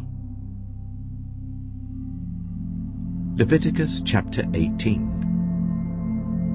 The Lord said to Moses, Speak to the Israelites, and say to them, I am the Lord your God. You must not do as they do in Egypt, where you used to live, and you must not do as they do in the land of Canaan, where I am bringing you. Do not follow their practices. You must obey my laws and be careful to follow my decrees. I am the Lord, your God. Keep my decrees and laws, for the person who obeys them will live by them. I am the Lord. No one is to approach any close relative to have sexual relations. I am the Lord. Do not dishonor your father by having sexual relations with your mother. She is your mother. Do not have relations with her. Do not have sexual relations with your father's wife. That would dishonor your father.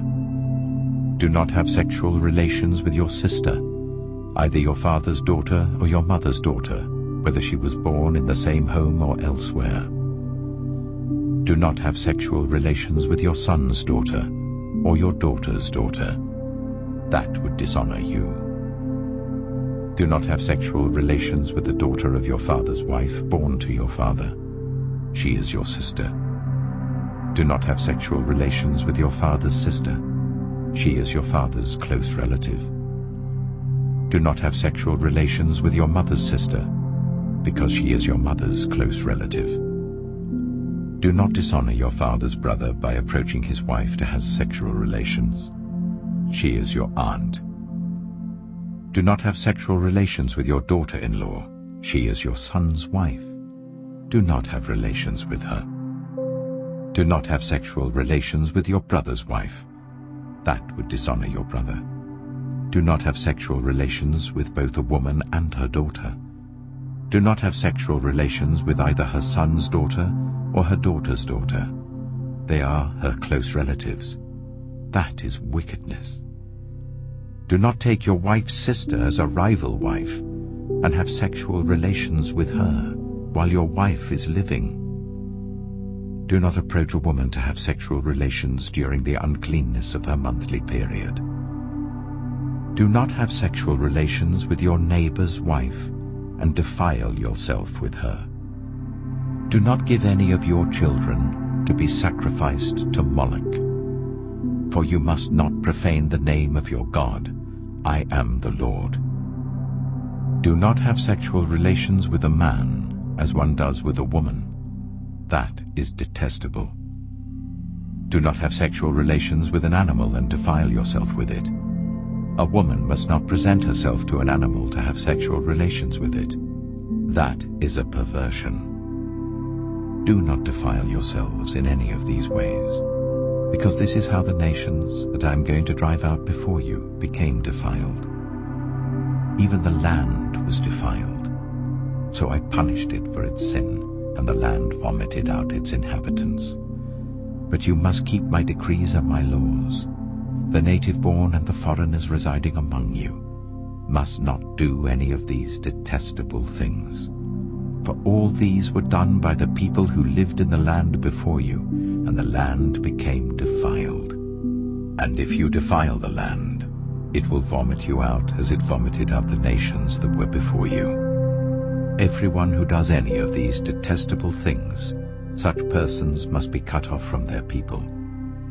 Keep my requirements, and do not follow any of the detestable customs that were practiced before you came, and do not defile yourselves with them. I am the Lord your God. Leviticus chapter 19. The Lord said to Moses, "Speak to the entire assembly of Israel and say to them, 'Be holy, because I, the Lord your God, am holy. Each of you must respect your mother and father, and you must observe my Sabbaths. I am the Lord your God. Do not turn to idols or make metal gods for yourselves. I am the Lord your God. When you sacrifice a fellowship offering to the Lord, sacrifice it in such a way that it will be accepted on your behalf. It shall be eaten on the day you sacrifice it or on the next day. Anything left over until the third day must be burned. If any of it is eaten on the third day, it is impure and will not be accepted. Whoever eats it will be held responsible because they have desecrated what is holy to the Lord. They must be cut off from their people. When you reap the harvest of your land, Do not reap to the very edges of your field, or gather the gleanings of your harvest. Do not go over your vineyard a second time, or pick up the grapes that have fallen. Leave them for the poor and the foreigner. I am the Lord your God. Do not steal. Do not lie. Do not deceive one another. Do not swear falsely by my name and so profane the name of your God. I am the Lord. Do not defraud or rob your neighbor. Do not hold back the wages of a hired worker overnight. Do not curse the deaf or put a stumbling block in front of the blind, but fear your God. I am the Lord. Do not pervert justice. Do not show partiality to the poor or favoritism to the great, but judge your neighbor fairly. Do not go about spreading slander among your people. Do not do anything that endangers your neighbor's life. I am the Lord. Do not hate a fellow Israelite in your heart. Rebuke your neighbor frankly, so that you will not share in their guilt. Do not seek revenge or bear a grudge against anyone among your people, but love your neighbor as yourself. I am the Lord. Keep my decrees. Do not mate different kinds of animals. Do not plant your field with two kinds of seed. Do not wear clothing woven of two kinds of material. If a man sleeps with a female slave who is promised to another man, but who has not been ransomed or given her freedom, there must be due punishment. Yet they are not to be put to death because she had not been freed. The man, however, must bring a ram to the entrance to the tent of meeting for a guilt offering to the Lord. With the ram of the guilt offering, the priest is to make atonement for him before the Lord for the sin he has committed, and his sin will be forgiven. When you enter the land and plant any kind of fruit tree, regard its fruit as forbidden. For 3 years you are to consider it forbidden. It must not be eaten. In the 4th year, all its fruit will be holy, an offering of praise to the Lord. But in the 5th year, you may eat its fruit. In this way your harvest will be increased. I am the Lord your God. Do not eat any meat with the blood still in it. Do not practice divination or seek omens. Do not cut the hair at the sides of your head or clip off the edges of your beard. Do not cut your bodies for the dead or put tattoo marks on yourselves. I am the Lord. Do not degrade your daughter by making her a prostitute, or the land will turn to prostitution and be filled with wickedness. Observe my Sabbaths and have reverence for my sanctuary. I am the Lord. Do not turn to mediums or seek out spiritists, for you will be defiled by them. I am the Lord your God. Stand up in the presence of the aged. Show respect for the elderly and revere your God. I am the Lord. When a foreigner resides among you in your land, do not ill-treat them. The foreigner residing among you must be treated as your native-born. Love them as yourself, for you were foreigners in Egypt. I am the Lord your God. Do not use dishonest standards when measuring length, weight, or quantity. Use honest scales and honest weights, an honest ephah and an honest hin. I am the Lord your God who brought you out of Egypt. Keep all my decrees and all my laws and follow them.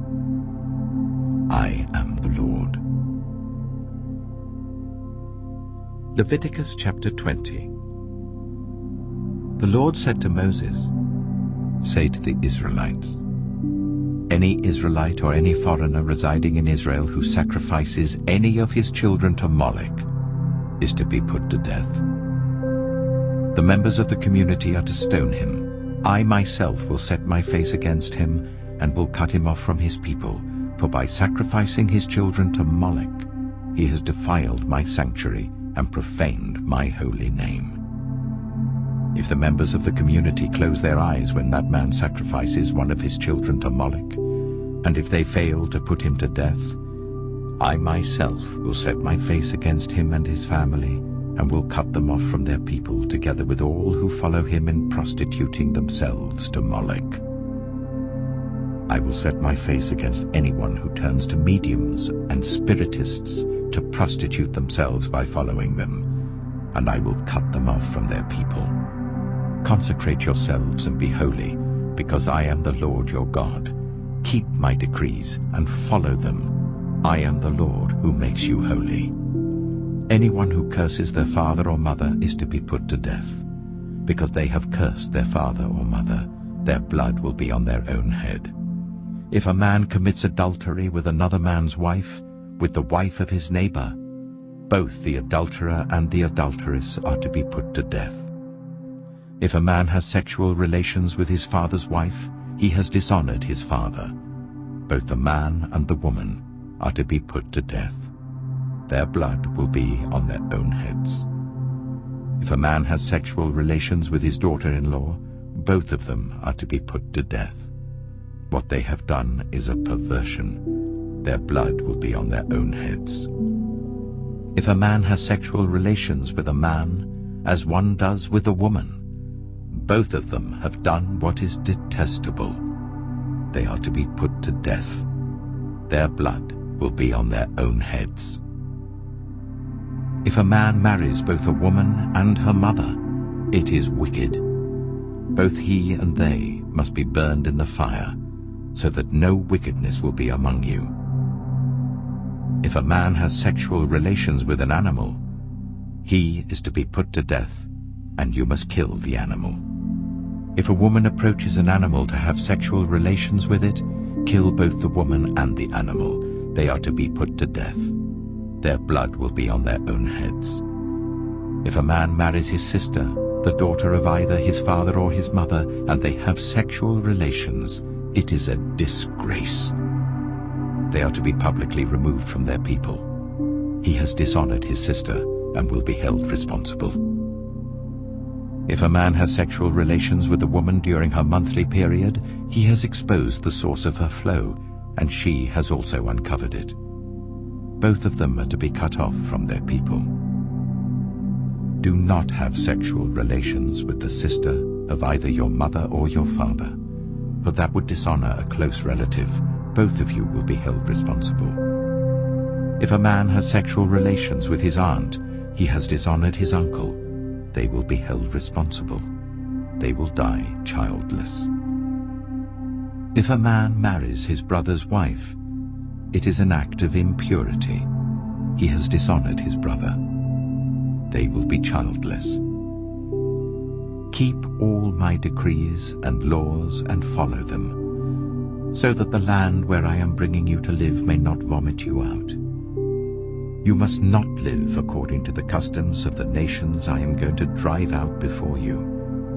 Because they did all these things, I abhorred them. But I said to you, you will possess their land. I will give it to you as an inheritance, a land flowing with milk and honey. I am the Lord your God, who has set you apart from the nations. You must therefore make a distinction between clean and unclean animals, and between unclean and clean birds. Do not defile yourselves by any animal or bird or anything that moves along the ground. Those that I have set apart as unclean for you. You are to be holy to me, because I, the Lord, am holy, and I have set you apart from the nations to be my own. A man or woman who is a medium or spiritist among you must be put to death. You are to stone them. Their blood will be on their own heads. Leviticus chapter 21. The Lord said to Moses, "Speak to the priests, the sons of Aaron, and say to them, a priest must not make himself ceremonially unclean for any of his people who die, except for a close relative, such as his mother or father, his son or daughter, his brother, or an unmarried sister who is dependent on him since she has no husband. For her he may make himself unclean. He must not make himself unclean for people related to him by marriage and so defile himself. Priests must not shave their heads, or shave off the edges of their beards, or cut their bodies. They must be holy to their God, and must not profane the name of their God. Because they present the food offerings to the Lord, the food of their God, they are to be holy. They must not marry women defiled by prostitution or divorced from their husbands, because priests are holy to their God. Regard them as holy, because they offer up the food of your God. Consider them holy, because I, the Lord, am holy, I who make you holy. If a priest's daughter defiles herself by becoming a prostitute, she disgraces her father. She must be burned in the fire. The high priest, the one among his brothers who has had the anointing oil poured on his head, and who has been ordained to wear the priestly garments, must not let his hair become unkempt or tear his clothes. He must not enter a place where there is a dead body. He must not make himself unclean even for his father or mother, nor leave the sanctuary of his God or desecrate it, because he has been dedicated by the anointing oil of his God. I am the Lord. The woman he marries must be a virgin. He must not marry a widow, a divorced woman, or a woman defiled by prostitution, but only a virgin from his own people, so that he will not defile his offspring among his people. I am the Lord who makes him holy. The Lord said to Moses, Say to Aaron, For the generations to come none of your descendants who has a defect may come near to offer the food of his God. No man who has any defect may come near, no man who is blind or lame, disfigured or deformed, no man with a crippled foot or hand, or who is a hunchback or a dwarf, or who has any eye defect, or who has festering or running sores or damaged testicles. No descendant of Aaron the priest who has any defect is to come near to present the food offerings to the Lord. He has a defect. He must not come near to offer the food of his God. He may eat the most holy food of his God, as well as the holy food. Yet because of his defect, he must not go near the curtain or approach the altar, and so desecrate my sanctuary. I am the Lord who makes them holy. So Moses told this to Aaron and his sons and to all the Israelites. Leviticus chapter 22. The Lord said to Moses, Tell Aaron and his sons to treat with respect the sacred offerings the Israelites consecrate to me, so that they will not profane my holy name. I am the Lord. Say to them, For the generations to come, if any of your descendants is ceremonially unclean and yet comes near the sacred offerings that the Israelites consecrate to the Lord, that person must be cut off from my presence. I am the Lord. If a descendant of Aaron has a defiling skin disease or a bodily discharge, he may not eat the sacred offerings until he is cleansed. He will also be unclean if he touches something defiled by a corpse or by anyone who has an emission of semen, or if he touches any crawling thing that makes him unclean, or any person who makes him unclean, whatever the uncleanness may be. The one who touches any such thing will be unclean till evening. He must not eat any of the sacred offerings unless he has bathed himself with water. When the sun goes down, he will be clean, and after that he may eat the sacred offerings, for they are his food. He must not eat anything found dead or torn by wild animals, and so become unclean through it. I am the Lord. The priests are to perform my service in such a way that they do not become guilty and die for treating it with contempt. I am the Lord who makes them holy. No one outside a priest's family may eat the sacred offering, nor may the guest of a priest or his hired worker eat it. But if a priest buys a slave with money, or if slaves are born in his household, they may eat his food. If a priest's daughter marries anyone other than a priest, she may not eat any of the sacred contributions. But if a priest's daughter becomes a widow or is divorced, yet has no children, and she returns to live in her father's household as in her youth, she may eat her father's food. No unauthorized person, however, may eat it. Anyone who eats a sacred offering by mistake must make restitution to the priest for the offering and add 1/5 of the value to it. The priests must not desecrate the sacred offerings the Israelites present to the Lord by allowing them to eat the sacred offerings and so bring upon them guilt requiring payment. I am the Lord who makes them holy. The Lord said to Moses, "Speak to Aaron and his sons and to all the Israelites and say to them, if any of you, whether an Israelite or a foreigner residing in Israel, presents a gift for a burnt offering to the Lord, either to fulfill a vow or as a free will offering, you must present a male without defect from the cattle, sheep, or goats, in order that it may be accepted on your behalf. Do not bring anything with a defect, because it will not be accepted on your behalf.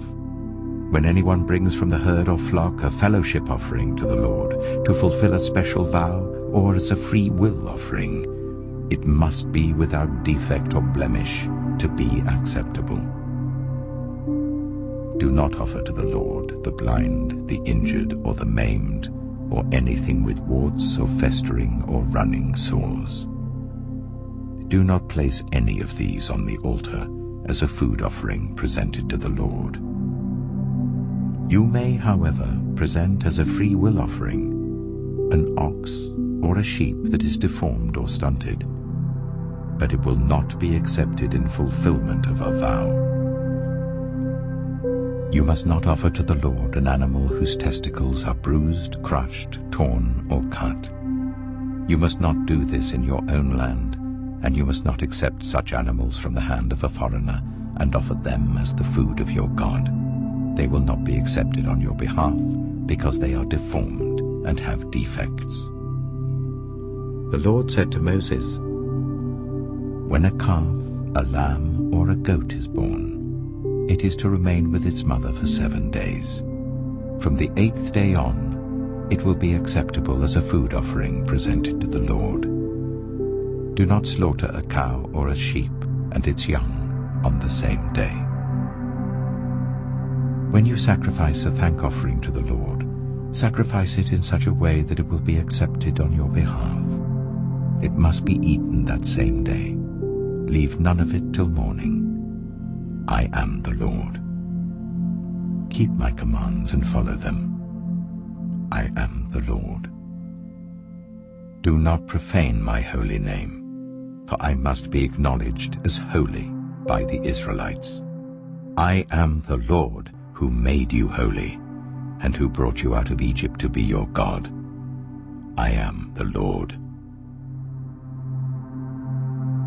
Leviticus chapter 23. The Lord said to Moses, "Speak to the Israelites and say to them, these are my appointed festivals, the appointed festivals of the Lord, which you are to proclaim as sacred assemblies.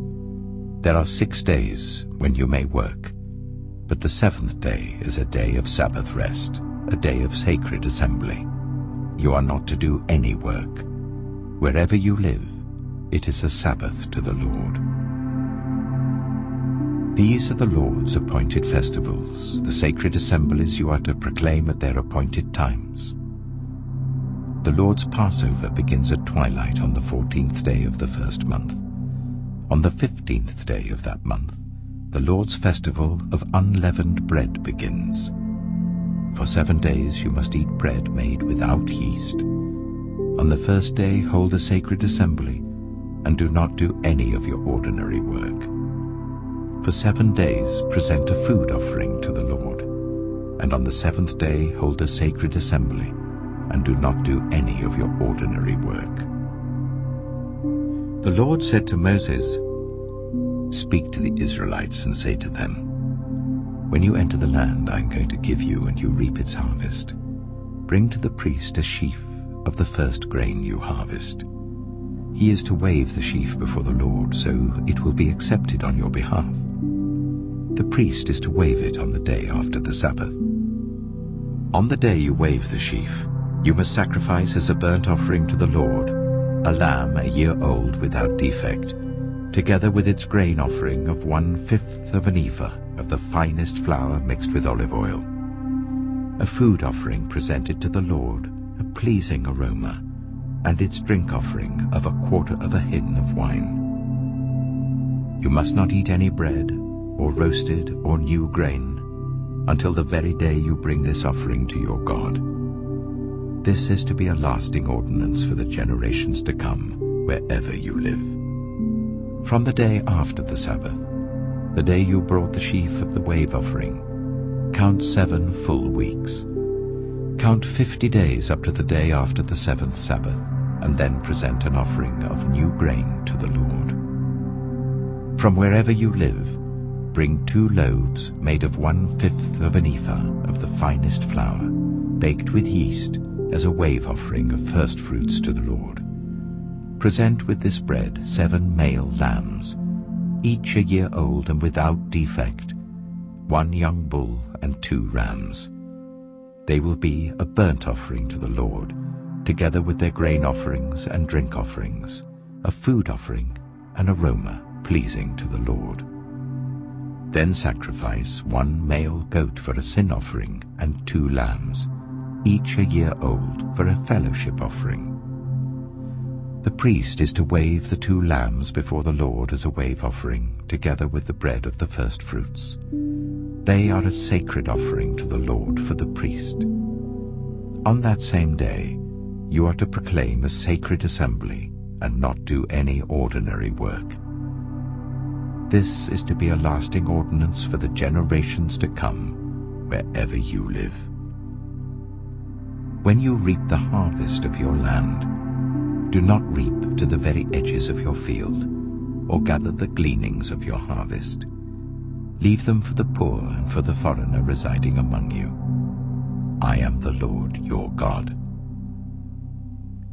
The Lord said to Moses, "Say to the Israelites, on the first day of the 7th month, you are to have a day of Sabbath rest, a sacred assembly commemorated with trumpet blasts.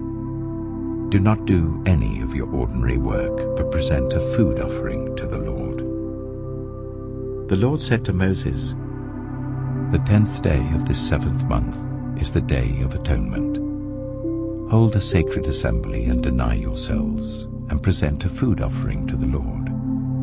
Do not do any work on that day, because it is the Day of Atonement, when atonement is made for you before the Lord your God. Those who do not deny themselves on that day must be cut off from their people.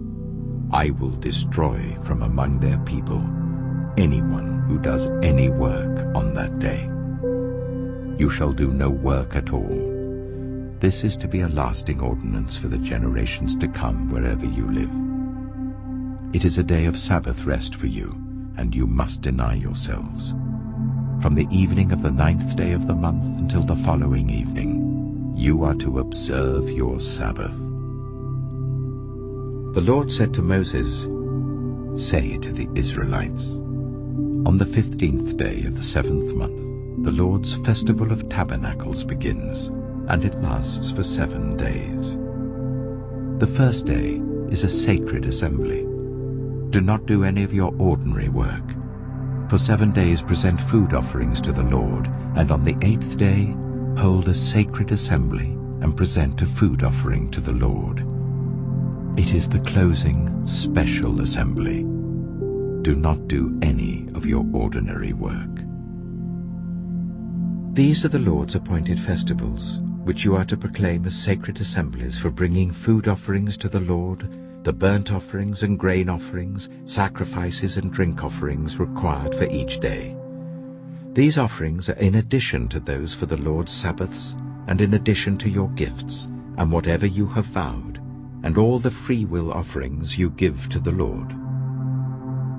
So, beginning with the 15th day of the 7th month, after you have gathered the crops of the land, celebrate the festival to the Lord for 7 days. The first day is a day of Sabbath rest, and the 8th day also is a day of Sabbath rest. On the first day you are to take branches from luxuriant trees, from palms, willows, and other leafy trees, and rejoice before the Lord your God for 7 days. Celebrate this as a festival to the Lord for 7 days each year. This is to be a lasting ordinance for the generations to come. Celebrate it in the 7th month. Live in temporary shelters for 7 days.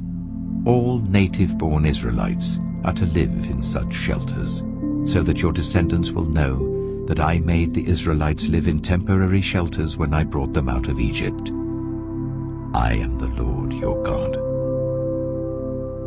So Moses announced to the Israelites the appointed festivals of the Lord. Leviticus chapter 24. The Lord said to Moses, "Command the Israelites to bring you clear oil of pressed olives for the light, so that the lamps may be kept burning continually. Outside the curtain that shields the ark of the covenant law in the tent of meeting, Aaron is to tend the lamps before the Lord from evening till morning continually. This is to be a lasting ordinance for the generations to come. The lamps on the pure gold lampstand before the Lord must be tended continually. Take the finest flour and bake 12 loaves of bread using 1/5 of an ephah for each loaf. Arrange them in 2 piles, 6 in each pile, on the table of pure gold before the Lord. By each pile put some pure incense as a memorial portion, to represent the bread and to be a food offering presented to the Lord. This bread is to be set out before the Lord regularly, Sabbath after Sabbath, on behalf of the Israelites, as a lasting covenant. It belongs to Aaron and his sons, who are to eat it in the sanctuary area, because it is a most holy part of their perpetual share of the food offerings presented to the Lord." Now the son of an Israelite mother and an Egyptian father went out among the Israelites, and a fight broke out in the camp between him and an Israelite.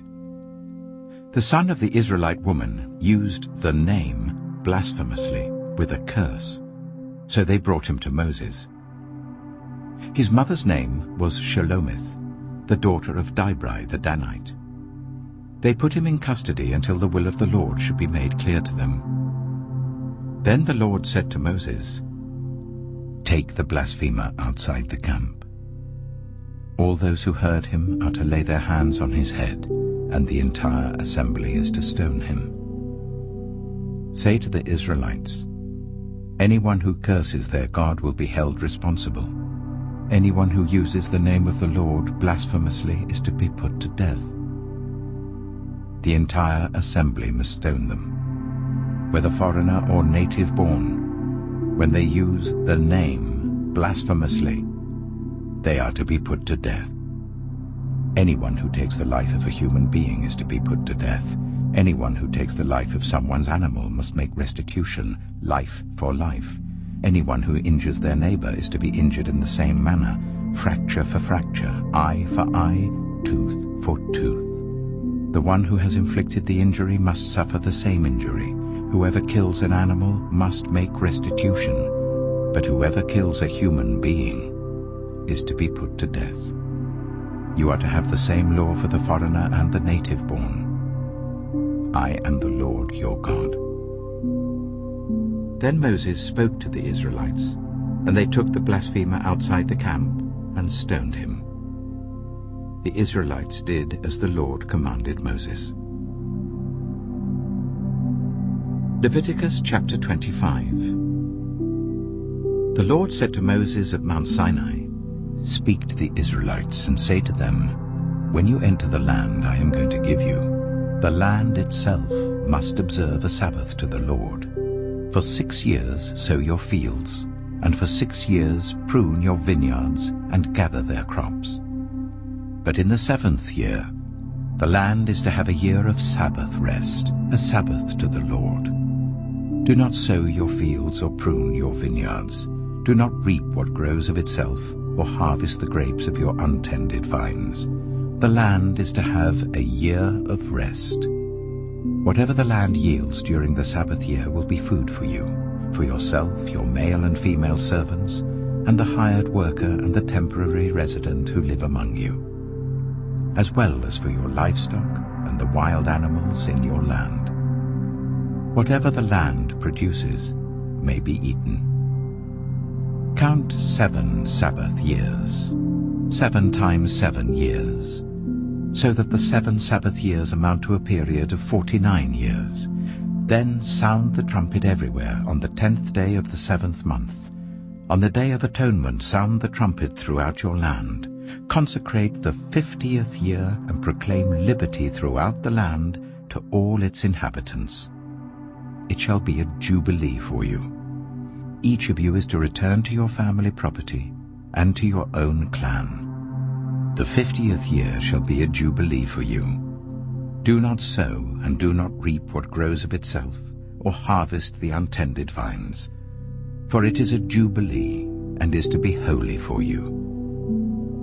Eat only what is taken directly from the fields.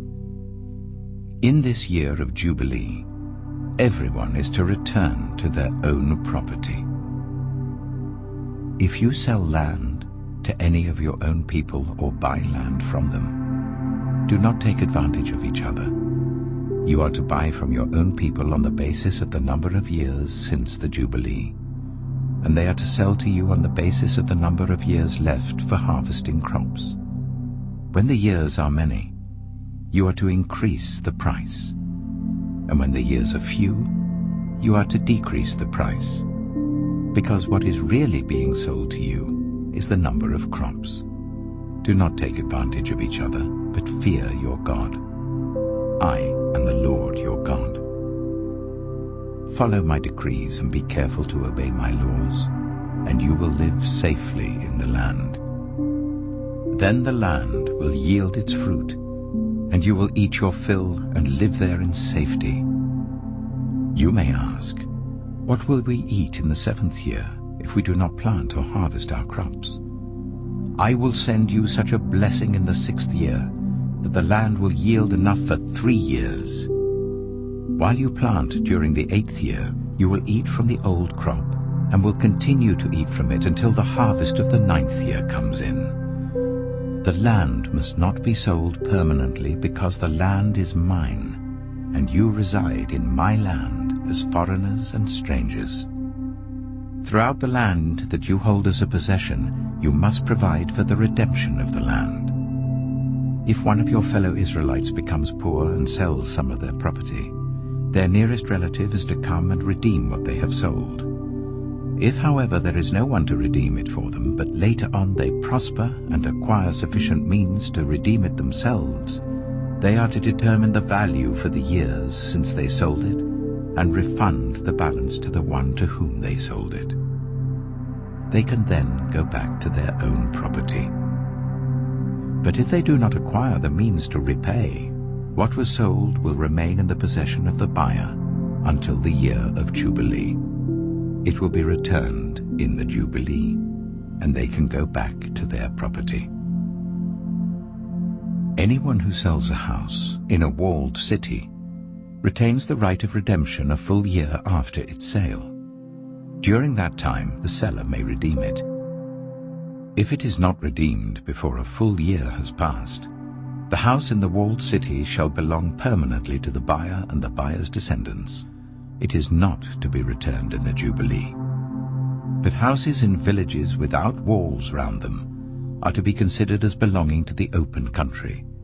They can be redeemed, and they are to be returned in the Jubilee. The Levites always have the right to redeem their houses in the Levitical towns which they possess. So the property of the Levites is redeemable, that is, a house sold in any town they hold, and is to be returned in the Jubilee, because the houses in the towns of the Levites are their property among the Israelites. But the pasture land belonging to their towns must not be sold. It is their permanent possession. If any of your fellow Israelites become poor and are unable to support themselves among you, help them as you would a foreigner and stranger, so that they can continue to live among you. Do not take interest or any profit from them, but fear your God, so that they may continue to live among you. You must not lend them money at interest or sell them food at a profit. I am the Lord your God, who brought you out of Egypt to give you the land of Canaan, and to be your God. If any of your fellow Israelites become poor and sell themselves to you, do not make them work as slaves. They are to be treated as hired workers or temporary residents among you. They are to work for you until the year of Jubilee. Then they and their children are to be released, and they will go back to their own clans and to the property of their ancestors. Because the Israelites are my servants whom I brought out of Egypt, they must not be sold as slaves. Do not rule over them ruthlessly, but fear your God. Your male and female slaves are to come from the nations around you. From them you may buy slaves. You may also buy some of the temporary residents living among you and members of their clans born in your country, and they will become your property. You can bequeath them to your children as inherited property and can make them slaves for life. But you must not rule over your fellow Israelites ruthlessly. If a foreigner residing among you becomes rich and any of your fellow Israelites become poor and sell themselves to the foreigner or to a member of the foreigner's clan, they retain the right of redemption after they have sold themselves. One of their relatives may redeem them, an uncle or a cousin, or any blood relative in their clan may redeem them. Or, if they prosper, they may redeem themselves. They and their buyer are to count the time from the year they sold themselves up to the year of Jubilee. The price for their release is to be based on the rate paid to a hired worker for that number of years. If many years remain, they must pay for their redemption a larger share of the price paid for them. If only a few years remain until the year of Jubilee, they are to compute that and pay for their redemption accordingly. They are to be treated as workers hired from year to year. You must see to it that those to whom they owe service do not rule over them ruthlessly. Even if someone is not redeemed in any of these ways, they and their children are to be released in the year of Jubilee, for the Israelites belong to me as servants. They are my servants whom I brought out of Egypt. I am the Lord your God. Leviticus chapter 26. Do not make idols, or set up an image, or a sacred stone for yourselves. And do not place a carved stone in your land to bow down before it. I am the Lord your God. Observe my Sabbaths and have reverence for my sanctuary. I am the Lord. If you follow my decrees and are careful to obey my commands, I will send you rain in its season, and the ground will yield its crops and the trees their fruit. Your threshing will continue until grape harvest, and the grape harvest will continue until planting, and you will eat all the food you want and live in safety in your land. I will grant peace in the land, and you will lie down, and no one will make you afraid. I will remove wild beasts from the land, and the sword will not pass through your country. You will pursue your enemies, and they will fall by the sword before you. 5 of you will chase 100, and 100 of you will chase 10,000, and your enemies will fall by the sword before you. I will look on you with favor and make you fruitful and increase your numbers, and I will keep my covenant with you. You will still be eating last year's harvest when you will have to move it out to make room for the new. I will put my dwelling place among you, and I will not abhor you. I will walk among you and be your God, and you will be my people. I am the Lord your God, who brought you out of Egypt, so that you would no longer be slaves to the Egyptians. I broke the bars of your yoke, and enabled you to walk with heads held high. But if you will not listen to me, and carry out all these commands, and if you reject my decrees and abhor my laws and fail to carry out all my commands and so violate my covenant, then I will do this to you. I will bring on you sudden terror, wasting diseases, and fever that will destroy your sight and sap your strength. You will plant seed in vain, because your enemies will eat it.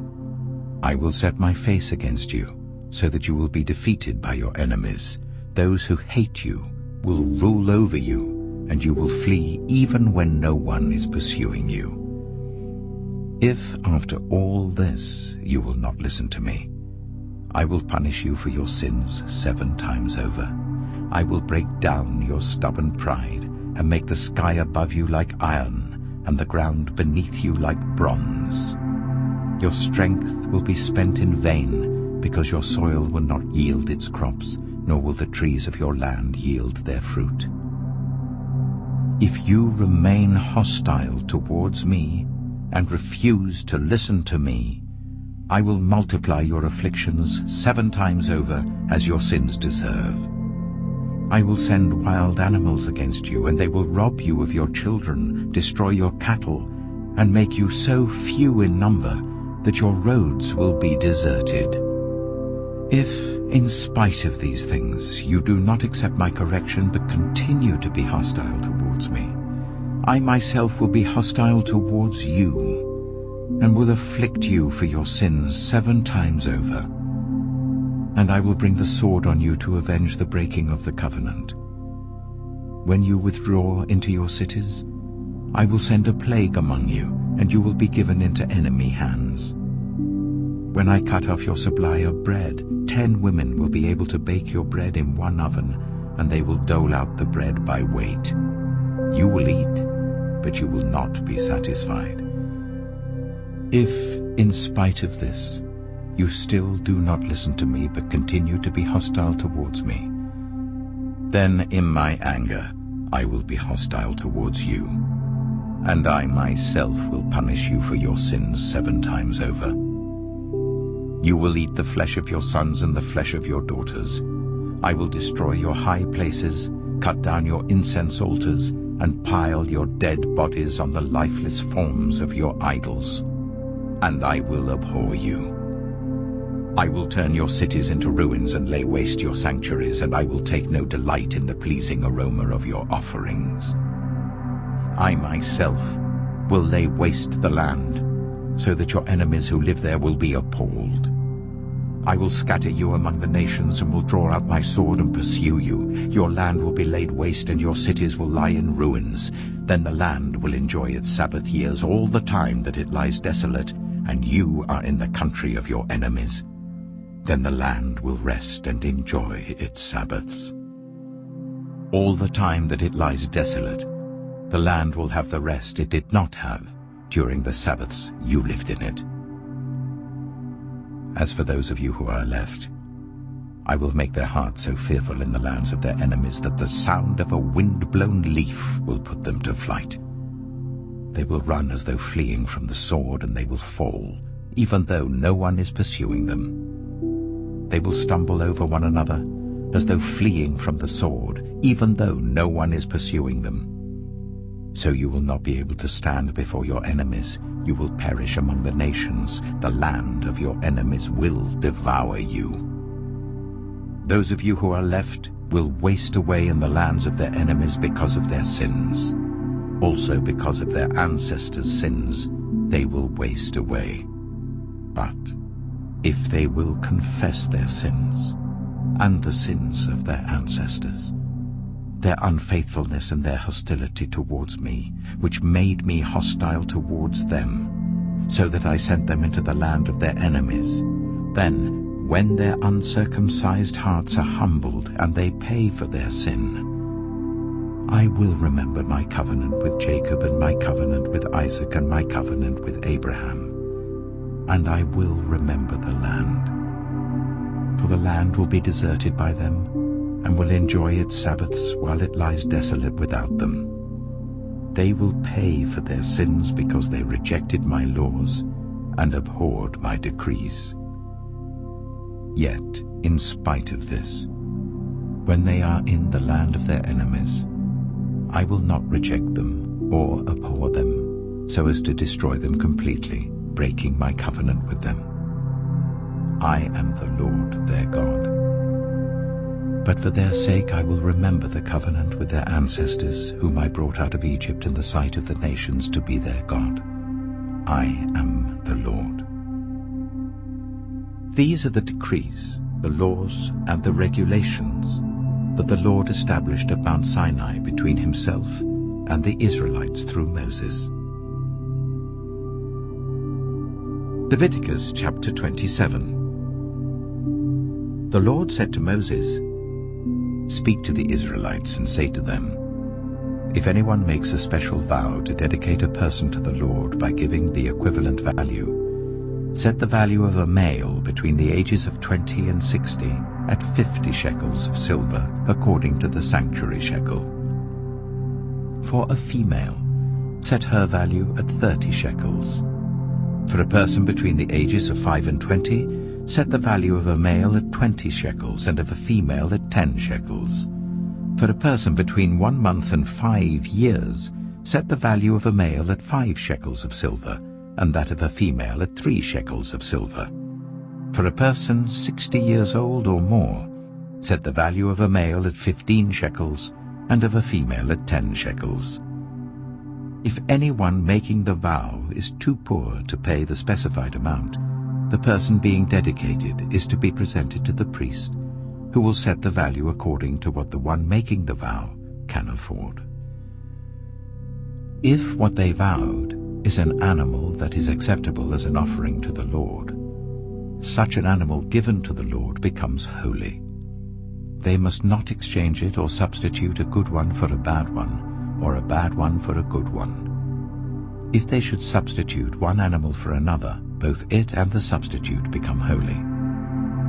If what they vowed is a ceremonially unclean animal, one that is not acceptable as an offering to the Lord, the animal must be presented to the priest, who will judge its quality as good or bad. Whatever value the priest then sets, that is what it will be. If the owner wishes to redeem the animal, a fifth must be added to its value. If anyone dedicates their house as something holy to the Lord, the priest will judge its quality as good or bad. Whatever value the priest then sets, so it will remain. If the one who dedicates their house wishes to redeem it, they must add a fifth to its value, and the house will again become theirs. If anyone dedicates to the Lord part of their family land, its value is to be set according to the amount of seed required for it, 50 shekels of silver to a homer of barley seed. If they dedicate a field during the year of Jubilee, the value that has been set remains. But if they dedicate a field after the Jubilee, the priest will determine the value according to the number of years that remain until the next year of Jubilee, and its set value will be reduced. If the one who dedicates the field wishes to redeem it, they must add a fifth to its value, and the field will again become theirs. If, however, they do not redeem the field, or if they have sold it to someone else, it can never be redeemed. When the field is released in the Jubilee, it will become holy, like a field devoted to the Lord. It will become priestly property. If anyone dedicates to the Lord a field they have bought which is not part of their family land, the priest will determine its value up to the year of Jubilee, and the owner must pay its value on that day as something holy to the Lord. In the year of Jubilee, the field will revert to the person from whom it was bought, the one whose land it was. Every value is to be set according to the sanctuary shekel, 20 gerahs to the shekel. No one, however, may dedicate the firstborn of an animal, since the firstborn already belongs to the Lord. Whether an ox or a sheep, it is the Lord's. If it is one of the unclean animals, it may be bought back at its set value, adding a fifth of the value to it. If it is not redeemed, it is to be sold at its set value. But nothing that a person owns and devotes to the Lord, whether a human being or an animal or family land, may be sold or redeemed. Everything so devoted is most holy to the Lord. No one devoted to destruction may be ransomed. They are to be put to death. A tithe of everything from the land, whether grain from the soil or fruit from the trees, belongs to the Lord. It is holy to the Lord. Whoever would redeem any of their tithe must add a fifth of the value to it. Every tithe of the herd and flock, every 10th animal that passes under the shepherd's rod, will be holy to the Lord. No one may pick out the good from the bad or make any substitution. If anyone does make a substitution, both the animal and its substitute become holy and cannot be redeemed. These are the commands the Lord gave Moses at Mount Sinai for the Israelites.